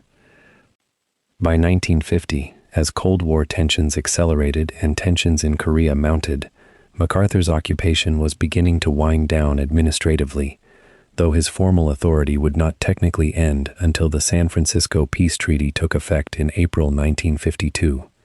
The transformation he had overseen was substantial. Japan had a new constitution, a new political system, reformed economic structures, land redistribution, labor rights, and women's